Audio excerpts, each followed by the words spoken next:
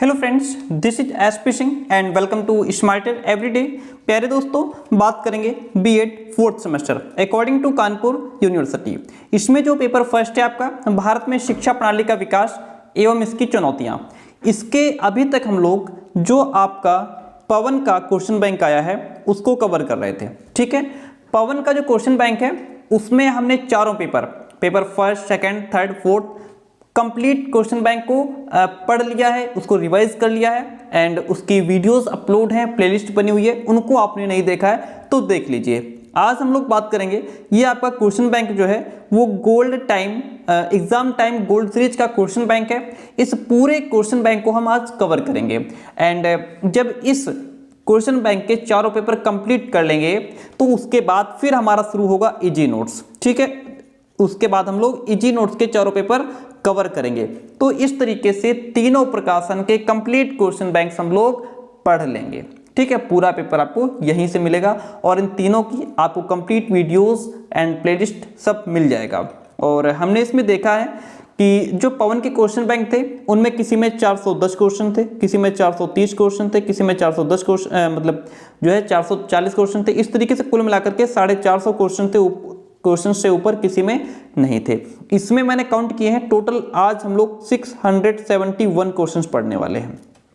ठीक है, 671 क्वेश्चंस इस क्वेश्चन बैंक में हमको मिलेंगे और पढ़ते चलेंगे। स्पीड थोड़ा ठीक रहेगी क्योंकि 671 क्वेश्चंस हम लोगों को कवर करना है इसमें।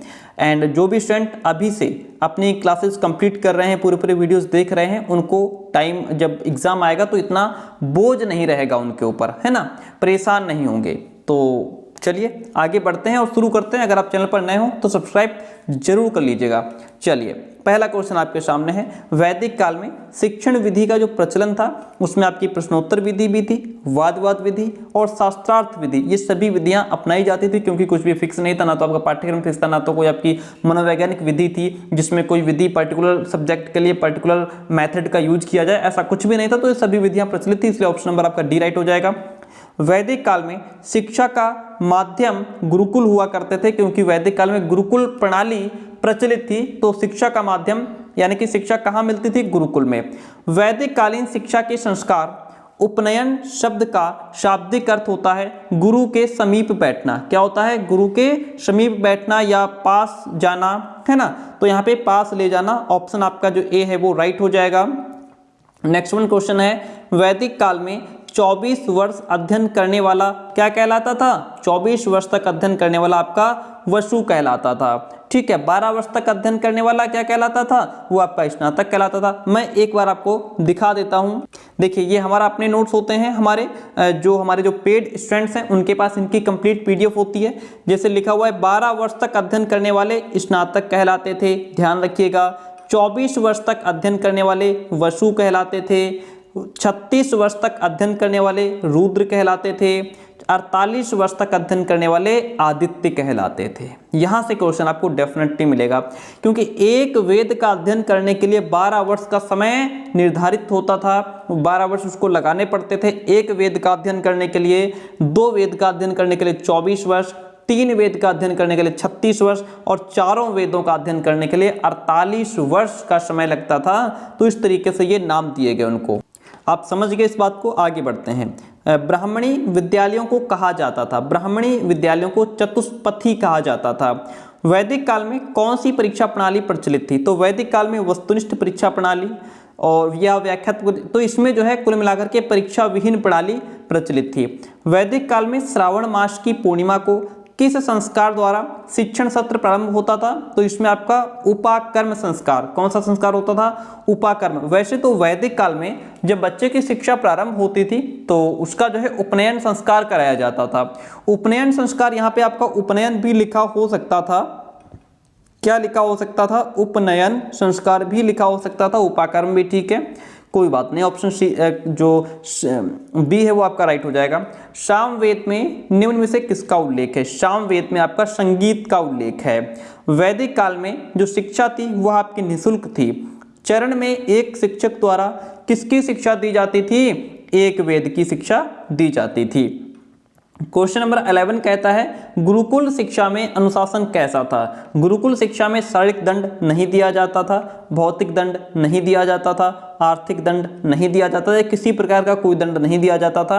वैदिक काल में शिक्षा का माध्यम क्या था। वैदिक काल में शिक्षा का माध्यम या जो भाषा थी हमारी वो संस्कृत हुआ करती थी।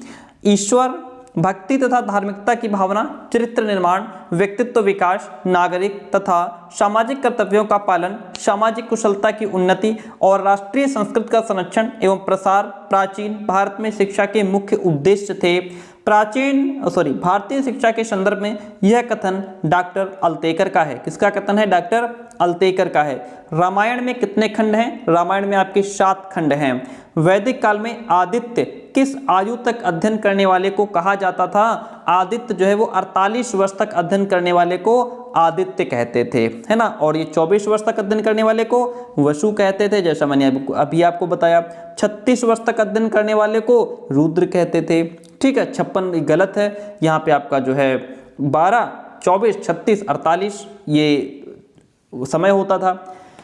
किस माह की पूर्णिमा को उत्सर्जन समारोह के साथ शिक्षण सत्र समाप्त होता था? वो आपका पौष माह हुआ करता था। अपरा शिक्षा को अन्य किस नाम से जानते हैं? अपरा शिक्षा जो है वो उसको हम लौकिक शिक्षा के नाम से भी जानते हैं। किसके नाम से? लौकिक शिक्षा में। ठीक है, क्योंकि वैदिक काल में जीवन को 2 प्रकार की विद्या परा और अपरा में विभक्त किया गया था, जिसमें जो आपका परा शिक्षा थी या जो परा विद्या थी, परा का अर्थ ज्ञान, कर्म और उपासना के द्वारा ब्रह्म सत्य जगत मिथ्या का बोध कराना, और जो हमारी अपरा थी, जो अपरा शिक्षा थी, अपरा का अर्थ होता है समाज विद्या अर्थात उसके लौकिक स्वरूप से। ठीक है, परंतु इनमें जो था अधिक बल परा विद्या पर दिया जाता था, क्योंकि धर्म, अर्थ, काम और मोक्ष भारतीय जीवन के प्रमुख स्तंभ हुआ करते थे। बात आई समझ में? वैदिक काल की प्रमुख विदुषी स्त्री कौन थी? तो इसमें आपका अपाला, घोषा, लोपामुद्रा ये सभी हो जाएगा। उपनयन संस्कार के समय बालक क्या ग्रहण करता था? बालक कोपी, मेखला, दंड ये सभी कुछ ग्रहण करता था, इसलिए option D is the right one. Yajurveda में निम्न में किसका उल्लेख है? यजुर्वेद में आपका कर्म कांड का उल्लेख मिलता है। गुरु द्वारा संपन्न कराए जाने वाले उपनयन संस्कार की निर्धारित आयु 11 से 14 वर्ष हुआ करती थी। ऋग्वेद के रचनाकार जो है उसमें आपको ऋग्वेद के रचनाकार कौन है? धन्वंतरी। कहीं कहीं इसमें विश्वामित्र भी दिया हुआ है, वेदव्यास भी दिया हुआ है। अनेकों शिक्षकों द्वारा धर्म और दर्शन की उच्च शिक्षा किसमें दी जाती थी? घटिका में। किसमें दी जाती थी? घटिका में। वैदिक कालीन शिक्षा की विशेषताएं क्या हैं? वैदिक कालीन शिक्षा की विशेषता यह है कि इसमें किसी भी राज्य का हस्तक्षेप नहीं था, है ना। मुक्त शिक्षा व्यवस्था थी और एक तंत्रात्मक शिक्षा शासन की व्यवस्था थी। तो इस तरीके से ऑप्शन डी इसमें राइट हो जाएगा। उत्तर वैदिक काल 500 BC से 1200 AD में कितने वेदों की रचना हुई? तो इसमें आपके 3 वेदों की रचना हुई। 12 वर्ष तक अध्ययन करने वाला क्या कहलाता था? 12 वर्ष तक अध्ययन करने वाला आपका स्नातक कहलाता था। भारत में शिक्षा कोई नई बात नहीं है। संसार का कोई भी देश ऐसा नहीं जहां पर ज्ञान के प्रेम की परंपरा भारत से अधिक प्राचीन और शक्तिशाली हो, ऐसा आपके डॉक्टर F.W. थॉमस कहते हैं। Doctor F.W. थॉमस ऐसा कहते हैं। आगे बढ़ते हैं। क्वेश्चन है वैदिक काल में 36 वर्ष तक अध्ययन करने वाले को क्या कहा जाता था? 36 वर्ष तक अध्ययन यानी कि जिसने 3 वेद का अध्ययन किया हो। इतना ध्यान रखिएगा, 3 वेद का अध्ययन जिसने किया, कहने का मतलब है एक वेद का अध्ययन के लिए आपको 12 वर्ष का समय लगता था। 2 वेद का अध्ययन करने के लिए 24 वर्ष हो गए, 3 का अध्ययन करने के लिए 36 वर्ष हो गए, तो और 4 वेद का 48 वर्ष हो गए। 36 वर्ष तक अध्ययन करने वाले को क्या कहा जाता था? रुद्र कहा जाता था, है ना। गृहस्थ जीवन में प्रवेश के पूर्व वैदिक काल में कौन सा संस्कार कराया जाता था? समापवर्तन संस्कार। ओके, समापवर्तन संस्कार। क्वेश्चन कहता है नेक्स्ट वन इज, इसमें हो गया आपका समापवर्तन। ठीक है, निम्न में किसमें बालकों को भावी सामाजिक जीवन से संबंधित कौशलात्मक शिक्षा प्रदान की जाती है? वो आपका अपरा शिक्षा में, क्योंकि इसमें लौकिक जगत से संबंधित बात की जाती है। वैदिक काल में एक व्यक्ति के लिए कितने संस्कारों का विधान था? एक व्यक्ति के लिए 16 संस्कारों का विधान था। उपनयन संस्कार के बाद बालक क्या कहलाता था? उपनयन संस्कार के बाद बालक द्विज कहलाता था।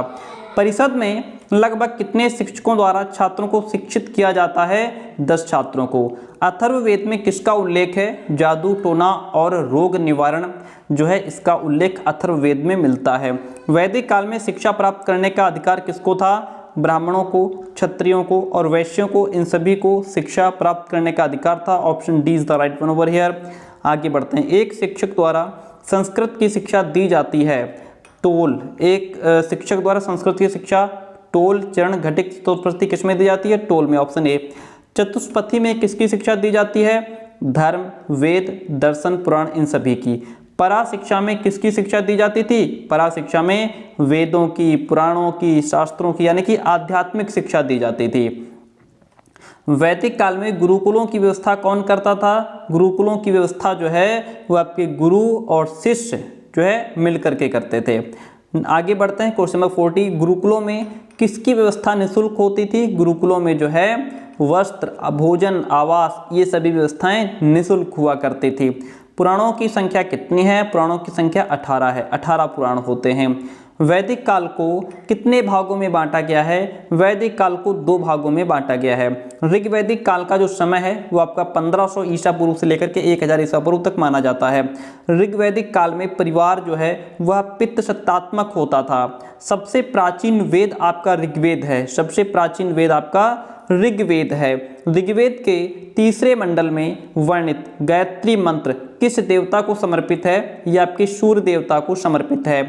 वैदिक काल में वर्णित विपाशा नदी को वर्तमान में किस नाम से जाना जाता है? व्यास के नाम से। वैदिक काल में राजा जो जनता से कर वसूलता था वह आपका बलि कहलाता था। वैदिक कालीन शिक्षा का प्रारंभ किस संस्कार से होता था? उपनयन संस्कार से। वैदिक काल में जब बच्चा शिक्षा प्रारंभ करता था तो उसका उपनयन संस्कार होता था। उपनयन संस्कार होता था। वैदिक काल में उपनयन संस्कार के लिए ब्राह्मणों, क्षत्रियों और वैश्यों के लिए क्रमशः क्या आयु निर्धारित की गई थी? तो उसमें आपके 8, 11 और 12 वर्ष निर्धारित की गई थी। कौन सी आयु? 8 वर्ष, 11 वर्ष और 12 वर्ष। कैसे निर्धारित की गई थी ये भी जान लीजिए। देखिए जैसे कि उसमें क्या था, मैं आपको दिखा देता हूँ। देखिए इसमें साफ साफ लिखा हुआ है, उच्च शिक्षा में प्रवेश की आयु भी वर्ण के अनुसार निर्धारित हुआ करती थी। जैसा क्वेश्चन में था आपका ब्राह्मणों के लिए, तो 8 वर्ष की आयु में ब्राह्मण बच्चों का जो है उसमें प्रवेश होता था, और 10 या 11 वर्ष की आयु पर क्षत्रिय बच्चों का, और 12 वर्ष की आयु में वैश्य बच्चों का प्रवेश गुरुकुल में होता था, तथा प्रवेश के समय बच्चों का उपनयन संस्कार भी हुआ करता था। तो इस तरीके से आपने समझा। ऑप्शन 20 में आपका राइट है। वैदिक काल में शिक्षा के प्रमुख केंद्रों में आपका मिथिला, काशी, तक्षशिला ये सब आते थे। समावर्तन संस्कार के बाद बालक स्नातक कहलाता था। समावर्तन संस्कार के बाद बालक स्नातक कहलाता था। वैदिक कालीन शिक्षा के प्रमुख उद्देश्य क्या थे? वैदिक कालीन शिक्षा के प्रमुख उद्देश्य थे सामाजिक और राष्ट्रीय कर्तव्यों का बोध कराना, संस्कृति का संरक्षण और विकास करना, जीविकोपार्जन और कला कौशल का विकास करना। वैदिक कालीन शिक्षा की कमियां क्या थी? धर्म पर ज़्यादा बल था, भौतिक विज्ञान की उपेक्षा की गई, शूद्रों की शिक्षा की भी उपेक्षा की गई, ये सभी इसकी कमियां थी। निम्न में ऋग्वेद में किसका उल्लेख है? ऋग्वेद में आपका मंत्र का उल्लेख है। ऋग्वेद में आपका मंत्र का उल्लेख है। धर्मशास्त्र युग में बालिकाओं का विवाह अल्पायु में किया जाने लगा और वेदों का अध्ययन स्त्रियों के लिए निषेध कर दिया गया। इससे स्त्री शिक्षा को प्रबल आघात पहुंचा। यह कथन किस विद्वान का है? यह कथन आपका डॉक्टर A.S. अल्तेकर का है। ठीक है। धर्मशास्त्र युग किसको कहा गया है? वैदिक काल को। वैदिक कालीन शिक्षा किसे स्थान प्रदान किया गया है? वैदिक कालीन शिक्षा में आपका पराविद्या अपराविद्या दोनों को ही स्थान दिया गया है। ठीक है, क्योंकि उसमें परा और अपरा दोनों ही प्रकार की शिक्षा का वर्णन है। पराविद्या के अंतर्गत आपका वेद, पुराण, दर्शन, उपनिषद ये सब आते थे, क्योंकि पराविद्या जो है वो आध्यात्मिकता की तरफ जोर देती थी। अपरा विद्या के अंतर्गत जो आपके विषय आते थे वो आपके तर्कशास्त्र, भौतिक शास्त्र, इतिहास ये सभी अपरा विद्या में आते थे, क्योंकि अपरा जो है वह भौतिक जगत से यानी लौकिक स्वरूप से कनेक्ट थी। परा शिक्षा के अंतर्गत निम्न में किस विषय का अध्ययन नहीं किया जाता है? भूगर्भ शास्त्र का। अपरा के अंतर्गत निम्न में किस विषय का अध्ययन नहीं किया जाता है? दर्शन शास्त्र का। वैदिक काल में जो गुरु थे वो आपके ऋषि, मुनि, महर्षि ये सब गुरु हुआ करते थे। वैदिक काल में शिष्यों यानी ब्रह्मचारियों के संदर्भ में कौन सा कथन सत्य है? तो इसमें आपका जो है वह सात्विक भोजन ग्रहण करते थे, सादे वस्त्र धारण करते थे, व्यसनों से दूर रहते थे। ये सभी इसकी विशेषताएं, सब बातें इनकी यहाँ पे जो है सही है स्टेटमेंट। विद्या आरंभ संस्कार को अन्य किस नाम से जाना जाता है? अक्षर स्वीकरणम के नाम से भी जाना जाता है। विद्या आरंभ संस्कार किस उम्र में होता था? यह आपका 5 वर्ष की उम्र में विद्या आरंभ संस्कार होता था। ऋग्वेद के संदर्भ में कौन सा कथन सत्य है? ऋग्वेद, इसमें देवताओं की स्तुति की गई है, इसके ज्ञाता अग्नि ऋषि थे, इसका विषय उपासना है। ये जो हैं सत्य बातें हैं। चरक संहिता पुस्तक का संबंध किस विषय से है? चरक संहिता जो पुस्तक है उसका संबंध आपका चिकित्सा शास्त्र से है। किससे है? चिकित्सा शास्त्र से इसका संबंध है। आगे बढ़ जाते हैं। यह संस्कार यानी कि जो विद्यारंभ संस्कार है 5 वर्ष की आयु में होता था और साधारणतः सभी जातियों के बालकों के लिए था। यह कथन आपका डॉक्टर वेद मित्र का है। वैदिक कालीन भारत शिक्षा की पारिवारिक प्रणाली में विश्वास करता था, न कि शिक्षा संस्थाओं में यांत्रिक विधियों द्वारा विशाल पैमाने पर छात्रों के उत्पादन में। यह कथन आपका डॉक्टर एस.एन. मुखर्जी का है। अथर्ववेद के ज्ञाता कौन थे? अंगिरा ऋषि। अथर्ववेद के ज्ञाता कौन थे? अंगिरा ऋषि। आदि काव्य की संज्ञा किसको दी जाती है? रामायण को। कौन सा वेद धार्मिक अनुष्ठानों से जुड़ा है? यजुर्वेद आपका धार्मिक अनुष्ठानों से जुड़ा है। संस्कारों में उपनयन संस्कार कौन सा संस्कार है? 10वां संस्कार आपका उपनयन संस्कार है। यजुर्वेद में किसका वर्णन प्रधानता से है? यजुर्वेद में जो है यज्ञ का वर्णन प्रधानता से है। यज्ञ का वर्णन प्रधानता से है। प्राचीनतम पुराण जो है वो आपका मत्स्य पुराण प्राचीनतम पुराण है। उपनिषद पुस्तकें किस पर आधारित हैं? उपनिषद पुस्तकें दर्शन पर आधारित हैं। वैदिक काल में किस शिक्षण विधि का प्रचलन था? वैदिक काल में कहानी विधि, श्रवण मनन विधि, कथन प्रदर्शन अभ्यास विधि, इन सभी शिक्षण विधियों का प्रचलन था। समावर्तन संस्कार से संबंधित, समावर्तन का शाब्दिक अर्थ होता है घर लौटना। जब बच्चे की शिक्षा पूरी हो जाती थी तब वो घर लौटता था और उसका समावर्तन संस्कार होता था, इसीलिए उसका अर्थ क्या होता है? घर लौटना। चूड़ाकर्म संस्कार किसके द्वारा कराया जाता था? चूड़ाकर्म संस्कार जो है वो कुल पुरोहित के द्वारा कराया जाता था। चूड़ाकर्म संस्कार की निर्धारित आयु 5 वर्ष होती थी। प्राचीन भारत में शिक्षा राज्य या सरकार या किसी दलबंदी के किसी भी प्रकार के बाहरी नियंत्रण से मुक्त थी, ऐसा डॉक्टर B.N. प्रभु कहते हैं। समावर्तन संस्कार की निर्धारित आयु 25 वर्ष हुआ करती थी। कितने? 25 वर्ष। सामान्य रूप से एक वेद के अध्ययन का समय 12 वर्ष होता था। ऋग्वेद में निम्न में सबसे पवित्र नदी किसको माना गया है? सरस्वती नदी को। वैदिक कालीन शिक्षा के उद्देश्य क्या थे? चरित्र का निर्माण करना, आत्म साक्षात्कार करना, सामाजिक कर्तव्यों का पालन करना, ये सभी वैदिक कालीन शिक्षा के उद्देश्य थे। उपनयन संस्कार किस काल में किया जाता था? यह आपका वैदिक काल में किया जाता था। चूड़ाकर्म संस्कार कहाँ होता था? घर पर ही होता था। चूड़ाकर्म संस्कार घर पर ही होता था। स्नातक कितने वेदों का ज्ञाता कहलाता है? जो स्नातक है वह आपका स्नातक कितने वेदों का ज्ञाता कहलाता है? एक वेद का जो अध्ययन कर लेता था उसे स्नातक कहते थे, क्योंकि वो सिर्फ 12 वर्ष तक अध्ययन करता था और एक वेद का अध्ययन करने के लिए 12 वर्ष की आयु निर्धारित थी। उच्च शिक्षा का प्रारंभ किस संस्कार के बाद होता है? उपनयन संस्कार के बाद उच्च शिक्षा का प्रारंभ होता है। क्रमशः 1, 2, 3, 4 वेदों के ज्ञाता को क्या कहा जाता है? स्नातक, वसु, रुद्र और आदित्य, है ना। 12 वर्ष तक अध्ययन करने वाला स्नातक, 24 वर्ष तक अध्ययन करने वाला आपका वसु हो जाएगा, 36 वर्ष तक अध्ययन करने वाला रुद्र हो जाएगा और उसके बाद 48 वर्ष तक अध्ययन करने वाला आदित्य हो जाएगा। गुरुकुल में आय का स्रोत जो है वो धनी व्यक्तियों से अनुदान मिलता था, राज्य अनुदान होता था, भिक्षा होती थी, ये सभी आय के स्रोत हुआ करते थे। वैदिक शिक्षा का मूल्यांकन कैसे होता था? वैदिक शिक्षा का मूल्यांकन मौखिक होता था। वैदिक सभ्यता कैसी थी? ग्रामीण। ऋग्वेद में कितने मंडल हैं? ऋग्वेद में आपके 10 मंडल हैं। ऋग्वेद में 10 मंडल हैं, ठीक है।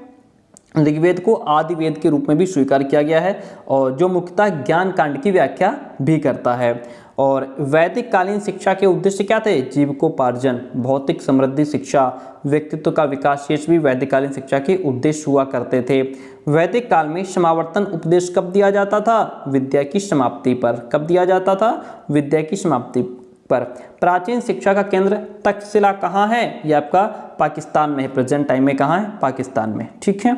और वैदिक कालीन शिक्षा का पाठ्यक्रम क्या था? परा और अपरा विद्या दोनों प्रकार की शिक्षा थी। वैदिक कालीन शिक्षा का मुख्य उद्देश्य था आध्यात्मिक विकास करना।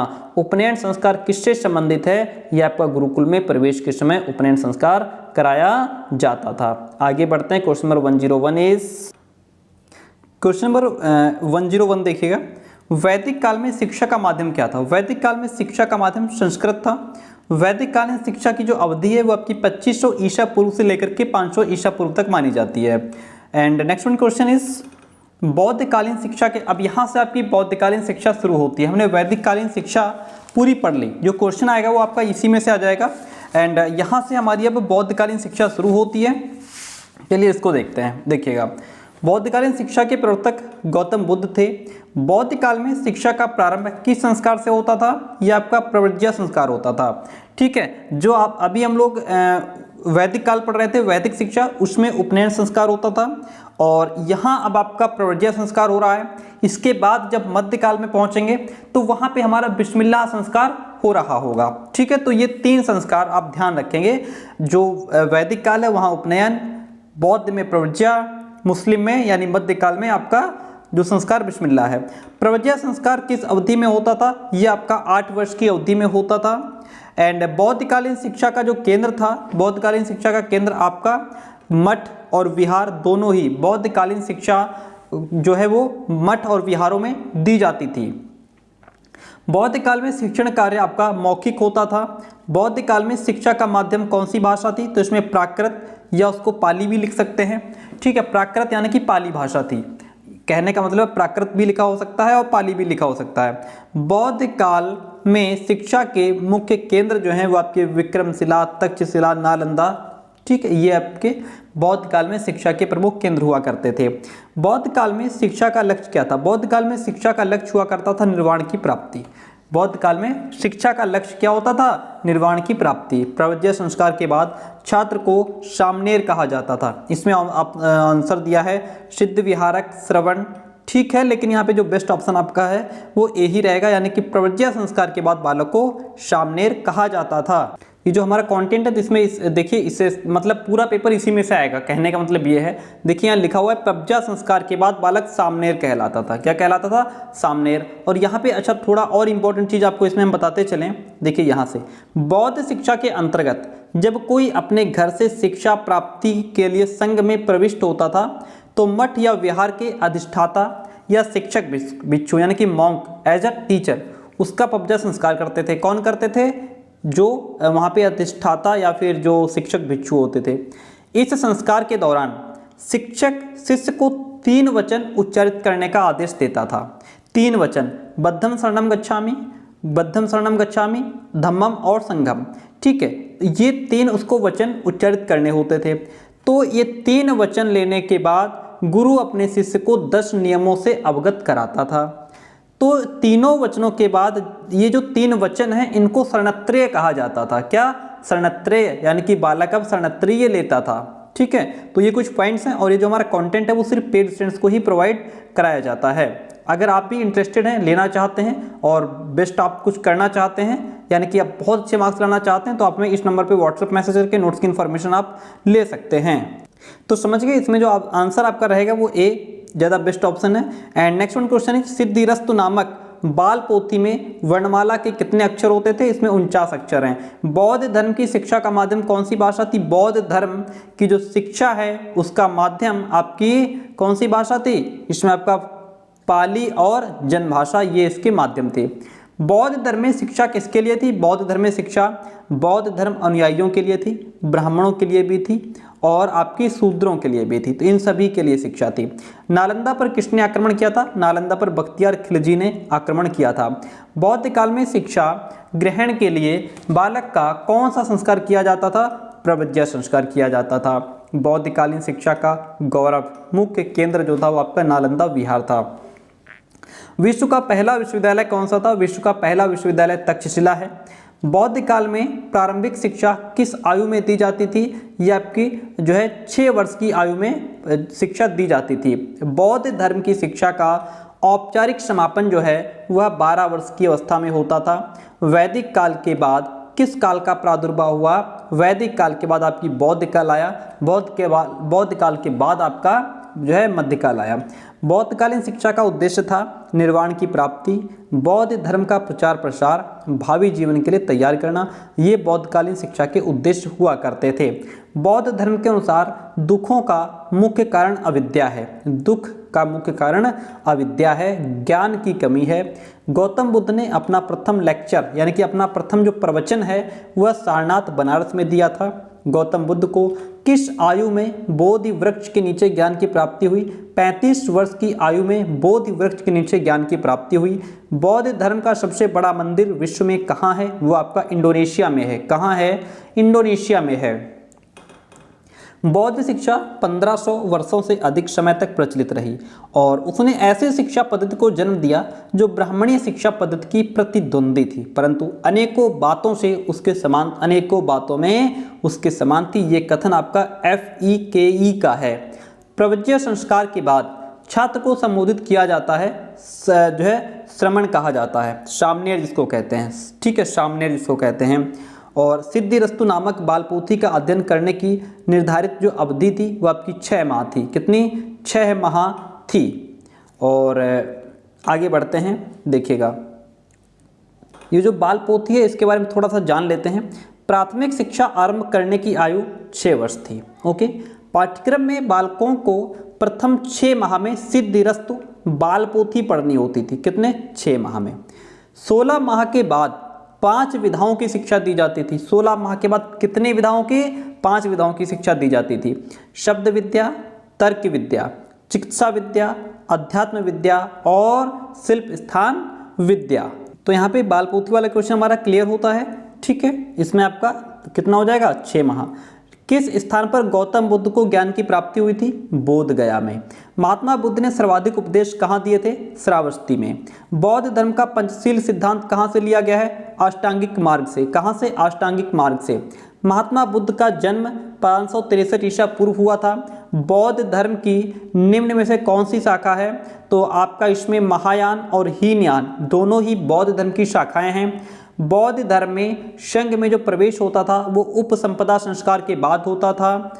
और 10 शिक्षा पदानी किस शिक्षा से संबंधित है? ये आपका बौद्ध शिक्षा से संबंधित है। किस शिक्षा से? बौद्ध शिक्षा से संबंधित है। बौद्ध धर्म द्वारा दीक्षित प्रथम महिला जो है वो प्रजापति गौतमी थी। धार्मिक जुलूस निकालने की परंपरा का प्रारंभ किस धर्म से माना जाता है? वो धर्म आपका बौद्ध है। किस धर्म से माना जाता है? बौद्ध धर्म से माना जाता है। बौद्ध धर्म में शिक्षार्थियों को किन आदेशों का पालन करना होता था? तो इसमें जीव हत्या न करना, चोरी न करना, मादक वस्तुओं का सेवन न करना तथा इन सभी प्रकार के आदेशों का पालन करना होता था। नालंदा विहार का प्रथम संस्थापक आपके सम्राट अशोक। बौद्ध काल में प्राथमिक शिक्षा कितने वर्ष तक चलती है? 12 वर्ष तक चलती है। बौद्ध शिक्षा केंद्रों में किसका नियंत्रण होता था? बौद्ध संघ का नियंत्रण होता था। किसका नियंत्रण? बौद्ध संघ का नियंत्रण होता था। गौतम बुद्ध की मृत्यु जो है वो कुशीनगर में हुई थी। गौतम बुद्ध का मूल नाम आपका सिद्धार्थ था। बौद्ध काल जो है वो 600 BC से लेकर के 1200 AD तक है। मठों और विहारों में दी जाने वाली प्रारंभिक शिक्षा के समापन की निर्धारित आयु जो है वह 12 वर्ष है। कितनी है? 12 वर्ष। बौद्ध काल में उच्च शिक्षा में प्रवेश की निर्धारित आयु 12 वर्ष थी। उच्च शिक्षा के समापन की आयु कितनी है? उच्च शिक्षा के समापन की आयु 20 या 25 वर्ष है। गौतम बुद्ध के त्रिरत्न में कौन सम्मिलित है? तो इसमें आपका बुद्ध, धम्म और संघ ये सभी सम्मिलित हैं। बौद्ध धर्म में निम्न में किसका विरोध किया गया? तो इसमें आपका वर्ण व्यवस्था का, जाति प्रथा, इन दोनों का ही इसमें विरोध किया गया। आगे बढ़ते हैं, क्वेश्चन है बौद्ध दर्शन की व्याख्या किस त्रिपिटक में की गई है? तो आपकी अभिधम्म पिटक में की गई है। गौतम बुद्ध के द्वारा प्रथम उपदेश की घटना को किस नाम से जाना जाता है? धर्म चक्र प्रवर्तन के नाम से जाना जाता है। गौतम बुद्ध ने अपना प्रथम उपदेश सारनाथ यानी बनारस में किस भाषा में दिया था? पाली भाषा में दिया था। किस भाषा में? पाली भाषा में दिया था। ठीक है, चलिए आगे बढ़ते हैं। इसको संगीत और ये आयोजन स्थल हैं। पहला है आपका प्रथम संगीत आपका आयोजित कहाँ हुआ? राजगृह में। दूसरा आपका वैशाली में। तीसरा आपका पाटलिपुत्र। चौथा आपका कश्मीर। तो ऑप्शन ए इज द जो फर्स्ट है वो राइट हो जाएगा। बौद्ध मठों में पर्याप्त सार्वजनिक प्रारंभिक शिक्षा प्रदान की, यह कथन डॉक्टर एफ.ई. केई का है। किसका है? डॉक्टर एफ.ई. केई का। बौद्ध धर्म के संस्थापक गौतम बुद्ध का जन्म कहाँ हुआ था? लुम्बिनी ग्राम, नेपाल में हुआ था। कहाँ? लुम्बिनी ग्राम, नेपाल में हुआ था। ठीक है, आगे बढ़ते हैं। क्वेश्चन है, गौतम बुद्ध की माता की मृत्यु के बाद उनका पालन पोषण किसने किया था? प्रजापति गौतमी ने। प्रथम बौद्ध संगीत के समय तत्कालीन शासक कौन था? अजातशत्रु। प्रसिद्ध अर्थशास्त्री आचार्य चाणक्य किस विश्वविद्यालय के छात्र थे? वो आपके नालंदा विश्वविद्यालय के छात्र थे। किस विश्वविद्यालय के? नालंदा विश्वविद्यालय के। बौद्ध के धार्मिक विचारों एवं उपदेशों का संग्रह किस त्रिपिटक में है? सुत्त पिटक में। धर्मचक्र प्रवर्तन क्या है? धर्मचक्र प्रवर्तन आपका प्रथम प्रवचन की घटना है। प्रथम प्रवचन की घटना है। भिक्षुणी संघ की स्थापना कहाँ की गई? भिक्षुणी संघ की स्थापना आपकी वैशाली में की गई। गौतम बुद्ध के प्रथम गुरु कौन थे? आलार कालाम जो हैं, ये गौतम बुद्ध के प्रथम गुरु आलार कालाम थे। गौतम बुद्ध की ज्ञान प्राप्ति की घटना को किस नाम से पुकारते हैं? संबोधि के नाम से। चतुर्थ बौद्ध संगीत के अध्यक्ष कौन थे? वसुमित्र थे। कौन थे? वसुमित्र थे। बुद्धकालीन शिक्षा में प्राथमिक शिक्षा जो थी वो आपकी वो पूर्णतः निःशुल्क हुआ करती थी। शास्त्रीय विवादों को प्रोत्साहन दिया जाता था। इस प्रकार की विज्ञ मंडलियां बौद्ध उच्च शिक्षा की एक अनोखी विशेषता थी। यह कथन मिरडेल का है। सम्राट अशोक ने निम्न में किस संप्रदाय को संरक्षण दिया? उसने हीनयान संप्रदाय को संरक्षण दिया था। महायान को अन्य किस नाम से जानते हैं? तो महायान बोधिसत्वयान और बोधिसत्व का वाहन इस नाम से भी इसको जाना जाता है। यशोधरा कौन थी? यशोधरा जो है वो गौतम बुद्ध की पत्नी थी। यशोधरा कौन थी? गौतम बुद्ध की पत्नी थी। तृतीय बौद्ध संगीत की अध्यक्षता किसने की थी? मौर्य पुत्र तिष्ठ ने। बौद्ध धर्म कोई नया धर्म नहीं है, अपितु हिंदू धर्म का ही परिवर्तित रूप है। यह कथन डॉक्टर राधाकृष्णन का है। किसका है? डॉक्टर राधाकृष्णन का है।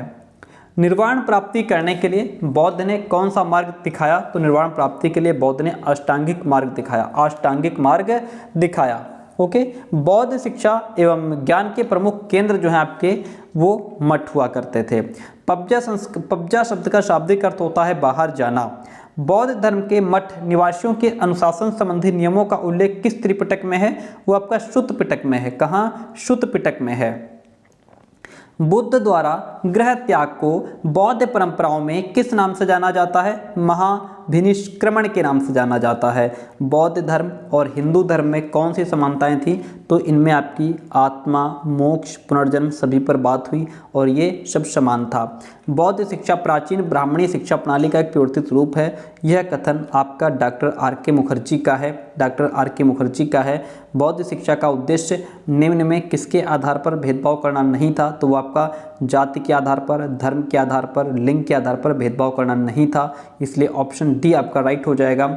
यह कहना उचित है कि संगठित सार्वजनिक शिक्षा संस्थाओं का उदय बौद्ध धर्म के प्रभाव के कारण हुआ है। यह कथन डॉक्टर अल्तेकर का है। रत्नोबोधि, रत्नासार और रत्नरंजक नालंदा में किसके नाम थे? ये आपके पुस्तकालयों के नाम थे। ठीक है, रत्नाबोधि, रत्न संसार और रत्नासार, रत्नरंजक ये आपके पुस्तकालयों के नाम थे, किसी पर्टिकुलर व्यक्ति का नाम नहीं था। नालंदा विश्वविद्यालय की स्थापना जो है वो आपके कुमार गुप्त ने की है। एंड बौद्धकालीन शिक्षा का मुख्य उद्देश्य था निर्वाण की प्राप्ति। क्या था? निर्वाण की प्राप्ति। बौद्ध कला के विद्यार्थी को किस नाम से जाना जाता है? बौद्ध कला के विद्यार्थी को सामनेर के नाम से जाना जाता है। किस नाम से? सामनेर। मठ एवं बौद्ध विहार बौद्ध शिक्षा के केंद्र थे। ये प्राथमिक और उच्च शिक्षा के केंद्र हुआ करते थे। प्राथमिक और उच्च शिक्षा के केंद्र हुआ करते थे। प्रव्रज्य संस्कार किससे संबंधित था? प्रव्रज्य संस्कार आपका बौद्ध काल से संबंधित था। प्रव्रज्य संस्कार बौद्ध काल से संबंधित था। बौद्ध काल में शिक्षा का माध्यम आपका पाली भाषा हुआ करती थी। बौद्धकालीन शिक्षा की जो अवधि है वो आपकी 500 ईसा पूर्व से 1200 ईसा पूर्व तक मानी जाती है। अब यहाँ से हमारा मुस्लिम काल शुरू होता है, यानी कि मध्यकालीन शिक्षा अब हमारी यहाँ से शुरू होती है। चलिए आगे बढ़ते हैं, बात करते हैं मुस्लिम कालीन शिक्षा की। देखिए, मुस्लिम कालीन शिक्षा का प्रारंभ किस संस्कार से होता है? इसका प्रारंभ आपका बिस्मिल्लाह नामक रस्म अदा कराई जाती थी जब बालक 4 वर्ष 4 माह 4 दिन का हो जाता था, ठीक है, और तब जो है उसका जो है मकतब में प्रवेश होता था शिक्षा के लिए, एंड जब प्रवेश होता तो उसका ये रस्म अदा कराई जाती थी। बिस्मिल्लाह खानी संस्कार किस आयु में होता था? जब बालक 4 वर्ष 4 माह 4 दिन का हो जाता था। मुस्लिम कालीन शिक्षा के प्रमुख, देखिए, मकतब, मदरसा, खानकाहे, ये सभी मुस्लिम कालीन शिक्षा के प्रमुख जो है स्थान हुआ करते थे। आगे बढ़ते हैं। नेक्स्ट क्वेश्चन कहता है, मुस्लिम शिक्षा का प्राथमिक शिक्षा केंद्र जो थे वो आपके मकतब हुआ करते थे, और जो उच्च शिक्षा दी जाती थी वो मदरसे में दी जाती थी। जो मदरसे थे ये आपके उच्च शिक्षा के केंद्र थे। ये जो मदरसे थे ये आजकल के डिग्री कॉलेज के समान हुआ करते थे। जहाँ मान लीजिए जो आजकल के हमारे डिग्री कॉलेज हैं, इसी तरीके से मदरसे जो हैं ये आपके उच्च शिक्षा के केंद्र हुआ करते थे। मकतब शब्द की उत्पत्ति कुतुब शब्द से हुई है, जिसका अर्थ होता है लिखना। जिसका अर्थ क्या होता है? लिखना। मदरसा शब्द की उत्पत्ति अरबी भाषा के शब्द दर्स से हुआ है, जिसका अर्थ भाषण देना होता है। मुस्लिम शिक्षा में उच्च शिक्षा का केंद्र क्या था? उच्च शिक्षा का केंद्र मदरसा था। मदरसा में किस विधि से शिक्षण किया जाता था? तो इसमें आपका व्याख्यान विधि से शिक्षण किया जाता था, क्योंकि उच्च शिक्षा के केंद्र हुआ करते थे और लेक्चर मेथड का यूज होता था। मुस्लिम आजकल भी जो हमारे उच्च शिक्षा केंद्र, यानी कि कहने का मतलब जो हमारे डिग्री कॉलेज हैं, उनमें सिर्फ लेक्चर दिया जाता है। मुस्लिम कालीन शिक्षा में साहित्य के छात्र को क्या कहा जाता था? काबिल कहा जाता था। क्या? काबिल कहा जाता था। पर्दा प्रथा, जिसने छोटी बालिकाओं के अतिरिक्त सब मुस्लिम स्त्रियों को एकांत में बंद रखा, उनकी शिक्षा का महान कठिनाई का कारण बना। ये स्टेटमेंट डॉक्टर F.E. केई का है। 4 वर्ष 4 माह 4 दिन की आयु में कौन सा संस्कार होता था? बिस्मिल्लाह संस्कार होता था। मकतब में नैतिक शिक्षा के रूप में कौन सी पुस्तकें पढ़ाई जाती हैं? तो इसमें आपका गुलिस्तां और बोस्तां, ये दोनों प्रकार की जो है पुस्तकें पढ़ाई जाती हैं। किस सुल्तान ने अपने दरबार में फारसी रीति रिवाजों को अपनाया? बलबन ने जो है अपने दरबार में फारसी रीति रिवाजों को अपनाया। मुस्लिम कालीन शिक्षा के प्रमुख केंद्र भारत में थे, तो आपका आगरा है, जौनपुर है, लखनऊ है, ये सभी जो है प्रमुख केंद्र थे भारत में। मध्यकालीन शिक्षा में अनुशासन का स्वरूप कैसा था? दमनात्मक था। मध्यकाल में शिक्षा का प्रबंध और संरक्षण का दायित्व किस पर था? राज्य पर हुआ करता था। अमीरों और शहजादियों को प्रारंभिक शिक्षा कहाँ दी जाती थी? घर पर ही दी जाती थी। दिल्ली सल्तनत की राजकीय भाषा क्या थी? दिल्ली सल्तनत की राजकीय भाषा फारसी थी। क्या भाषा थी? फारसी। तोता ए हिंद किसे कहा जाता है? तोता ए हिंद अमीर खुसरो को तोता ए हिंद कहा जाता है, ठीक है। एंड मुस्लिम शिक्षा में किस वर्ग के छात्र को फाजिल कहा जाता था? दर्शन शास्त्र के वर्ग के जो छात्र थे उनको फाजिल कहा जाता था। मध्यकाल में शिक्षा की माध्यम जो है कौन सी भाषा थी? वो आपकी फारसी भाषा थी। और मुस्लिम काल में इसमें आपको कहीं कहीं फारसी मिलेगा, कहीं आपको अरबी मिलेगा, लेकिन सटीक आंसर आपका फारसी है। और मुस्लिम काल में व्यावसायिक शिक्षा कहाँ दी जाती थी? या फिर खानकाह में दी जाती थी। कहाँ? खानकाह भी शिक्षा के केंद्र हुआ करते थे। मुगल कालीन शासन में सरकारी नौकरी पाने के लिए किस भाषा का ज्ञान होना आवश्यक था? तो इसमें आपको फारसी भाषा का ज्ञान होना आवश्यक था। भारतीय मध्यकालीन इतिहास में पेशवा पद वर्तमान में किस पद के बराबर है? तो ये आपका पेशवा पद जो होता था आजकल के प्रधानमंत्री के बराबर होता था। मध्यकाल में प्रशासन कैसा था? मध्यकाल में प्रशासन पूर्ण नियंत्रित था, ठीक है, पूरा कंट्रोल में था। मुगल कालीन शिक्षा के दौरान सबसे अधिक प्रगति किस शासक के समय हुई? अकबर के समय में सबसे अधिक प्रगति हुई। मुगल कालीन शिक्षा में छात्र को शागिर्द कहा जाता था। क्या? शागिर्द कहा जाता था। आलिम किस वर्ग का छात्र मुस्लिम शिक्षा में कहलाता था? आलिम जो है दर्शन शास्त्र का जो छात्र था उसे आलिम कहते थे। मध्यकालीन आलिम और फाजिल, मध्यकालीन प्राथमिक शिक्षा के अन्य केंद्र जो हैं वो आपके दरगाह और खानकाहे होते थे। एंड निजी घरों में बालिकाओं को धार्मिक शिक्षा प्रदान करने के लिए मकतब थे, जहां अधिक आयु की बालिकाओं को कुरान, गुलिस्तां, बोस्तां, 2004 की पुस्तकें पढ़ाई जाती थी। यह जो कथन है आपका, यह कथन किसका है? डॉक्टर यूसुफ हुसैन का है। मध्यकालीन शिक्षा में बालिकाओं के प्रवेश के लिए कौन सी रस्म की जाती है? जरफिशानी, ठीक है। और गुलिस्तां एवं बोस्तां पुस्तकों के जो रचनाकार हैं वो आपके शेख सादी हैं। रुपया नामक यह सिक्का पहली बार किसने जारी किया? शेरशाह सूरी ने। किसने जारी किया था? शेरशाह सूरी ने। मुस्लिम काल में शिक्षण की प्रमुखता से कौन सी विधि का प्रयोग होता था? मौखिक विधि का। एंड मुगल कालीन शिक्षा में शिक्षक को उस्ताद कहते थे। जौनपुर के मुस्लिम शिक्षा केंद्र को सिराज हिंद किस शासक ने कहा था? शाहजहां ने कहा था। और दान में सोना देने की अपेक्षा अपने बच्चों को शिक्षा देना श्रेष्ठ है, यह कथन मोहम्मद साहब का है। किसका कथन है? मोहम्मद साहब का कथन है। मकतब का संचालन किसके द्वारा होता है? मकतब का संचालन मौलवियों द्वारा होता था। रामायण का फारसी अनुवाद जो है वो बदायूनी ने किया। रामायण का फारसी अनुवाद बदायूनी ने किया। मुगल काल में पेशवा पद आज के प्रधानमंत्री के बराबर है। मुस्लिम शिक्षा में उच्च शिक्षा के अंतर्गत लौकिक शिक्षा में किसका अध्ययन नहीं किया जाता था? इस्लामी इतिहास का अध्ययन नहीं किया जाता था। शिक्षा के क्षेत्र में मुगल काल में सुधार करने वाले सम्राट अकबर ने शिक्षण का क्रम क्या बताया? उन्होंने शिक्षण का क्रम बताया पहले अक्षर ज्ञान, शब्द ज्ञान, उसके बाद आगे छंद ज्ञान। बाबर के शासन काल में अरबी, फारसी, तुर्की भाषा के विकास में किस विभाग का प्रमुख योगदान रहा? इसमें आपके सेहरते आम जो विभाग है उसका प्रमुख योगदान रहा। मुगल काल में किसके विकास पर बल दिया गया? इसमें आपका साहित्य लेखन पर, इतिहास लेखन पर और नाटकीय पद्धति पर जो है बल दिया गया। मध्यकाल में शैक्षिक वित्त व्यवस्था जो आधारित थी वह आपकी राजा और अमीर वर्ग पर आधारित थी। मुस्लिम शिक्षा काल में किसकी उपेक्षा हुई थी? स्त्री शिक्षा की। मुस्लिम शिक्षा काल में स्त्री शिक्षा की उपेक्षा हुई। बिस्मिल्लाह संस्कार या रस्म में मौलवी साहब बालक को क्या दोहराने को कहते थे? वो कुरान की आयतें दोहराने को कहते थे। और अगर बालक आयतें नहीं दोहरा पाता था उससे केवल बिस्मिल्लाह शब्द का उच्चारण करवाना ही वो उचित समझते थे और करवाते थे। मुगल कालीन उच्च शिक्षा की धार्मिक शिक्षा में किसका अध्ययन कराया जाता था? तो इसमें आपका कुरान की आयतें, इस्लामी इतिहास एंड आपका मोहम्मद साहब की परंपरा, इन सभी का जो है अध्ययन कराया जाता था। मध्यकालीन शिक्षा के प्रमुख दोष क्या थे? मध्यकालीन शिक्षा का प्रमुख दोष था शिक्षा के लौकिक पक्ष पर बल था, स्त्री शिक्षा की उपेक्षा हुई और क्षेत्रीय भाषाओं की भी उपेक्षा हुई। तो ये सभी इसकी कमियां थी। ठीक है, आगे बढ़ते हैं। गुलबदन बेगम के विषय में कौन सा कथन सत्य है? गुलबदन बेगम जो है उसने हुमायूंनामा की रचना की है, बाबर की बेटी थी और मुगल शासन की वह महिला इतिहासकार थी, इसलिए ऑप्शन डी आपका राइट हो जाएगा। मध्यकाल में शिक्षा की संरचना का जो आधार था वो आपका प्राथमिक शिक्षा मकतब में होती थी, उच्च शिक्षा मदरसों में होती थी। ठीक है, मुस्लिम कालीन शिक्षा में किस पर बल दिया जाता था? मुस्लिम कालीन शिक्षा में आपका जो है रटने पर और जो है स्मरण करने पर बल दिया जाता था।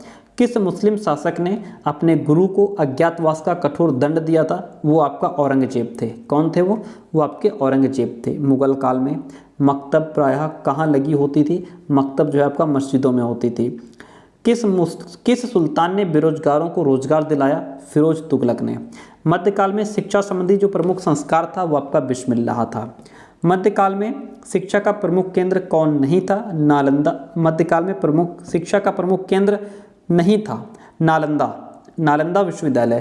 भारत में मुस्लिम राज्य धर्म राज्य था जिसका अस्तित्व सिद्धांत रूप में धर्म की आवश्यकताओं के फलस्वरूप उचित था। यह कथन मजूमदार, राय चौधरी और दत्त का है। मुस्लिम कालीन शिक्षा में निम्न में से किस शिक्षण विधि का प्रयोग किया जाता था? तो इसमें आपका व्याख्यान, वाद विवाद, प्रश्नोत्तर, ये सभी विधियां अपनाई जाती थी। मुस्लिम शिक्षा प्राप्त करने वाले व्यक्ति धर्म की पृष्ठभूमि में बोलते एवं विचार करते थे। यह कथन डॉक्टर यूसुफ हुसैन का है।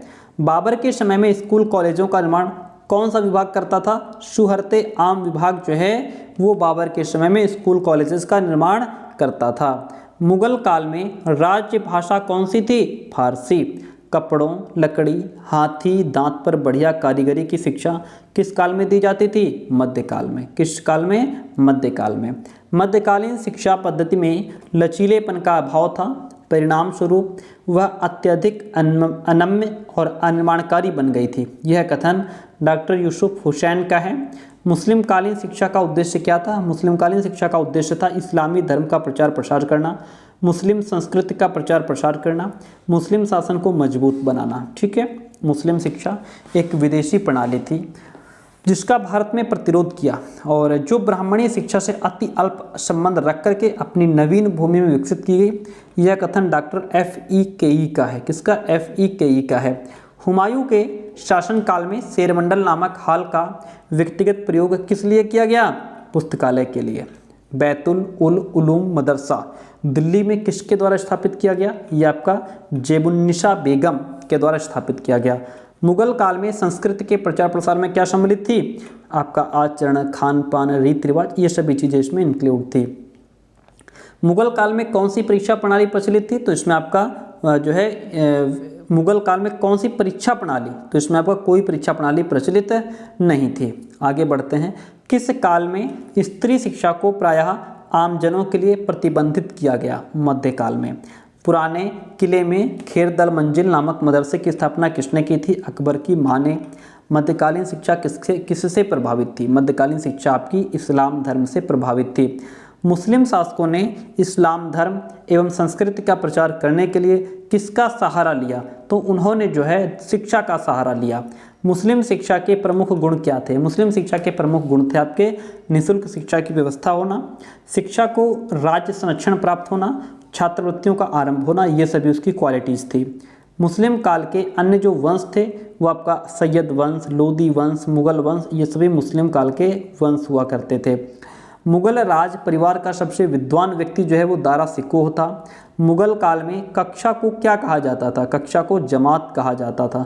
कक्षा को जमात कहा जाता था। मध्यकाल में शिक्षक को क्या कहते थे? शिक्षक को उस्ताद कहते थे।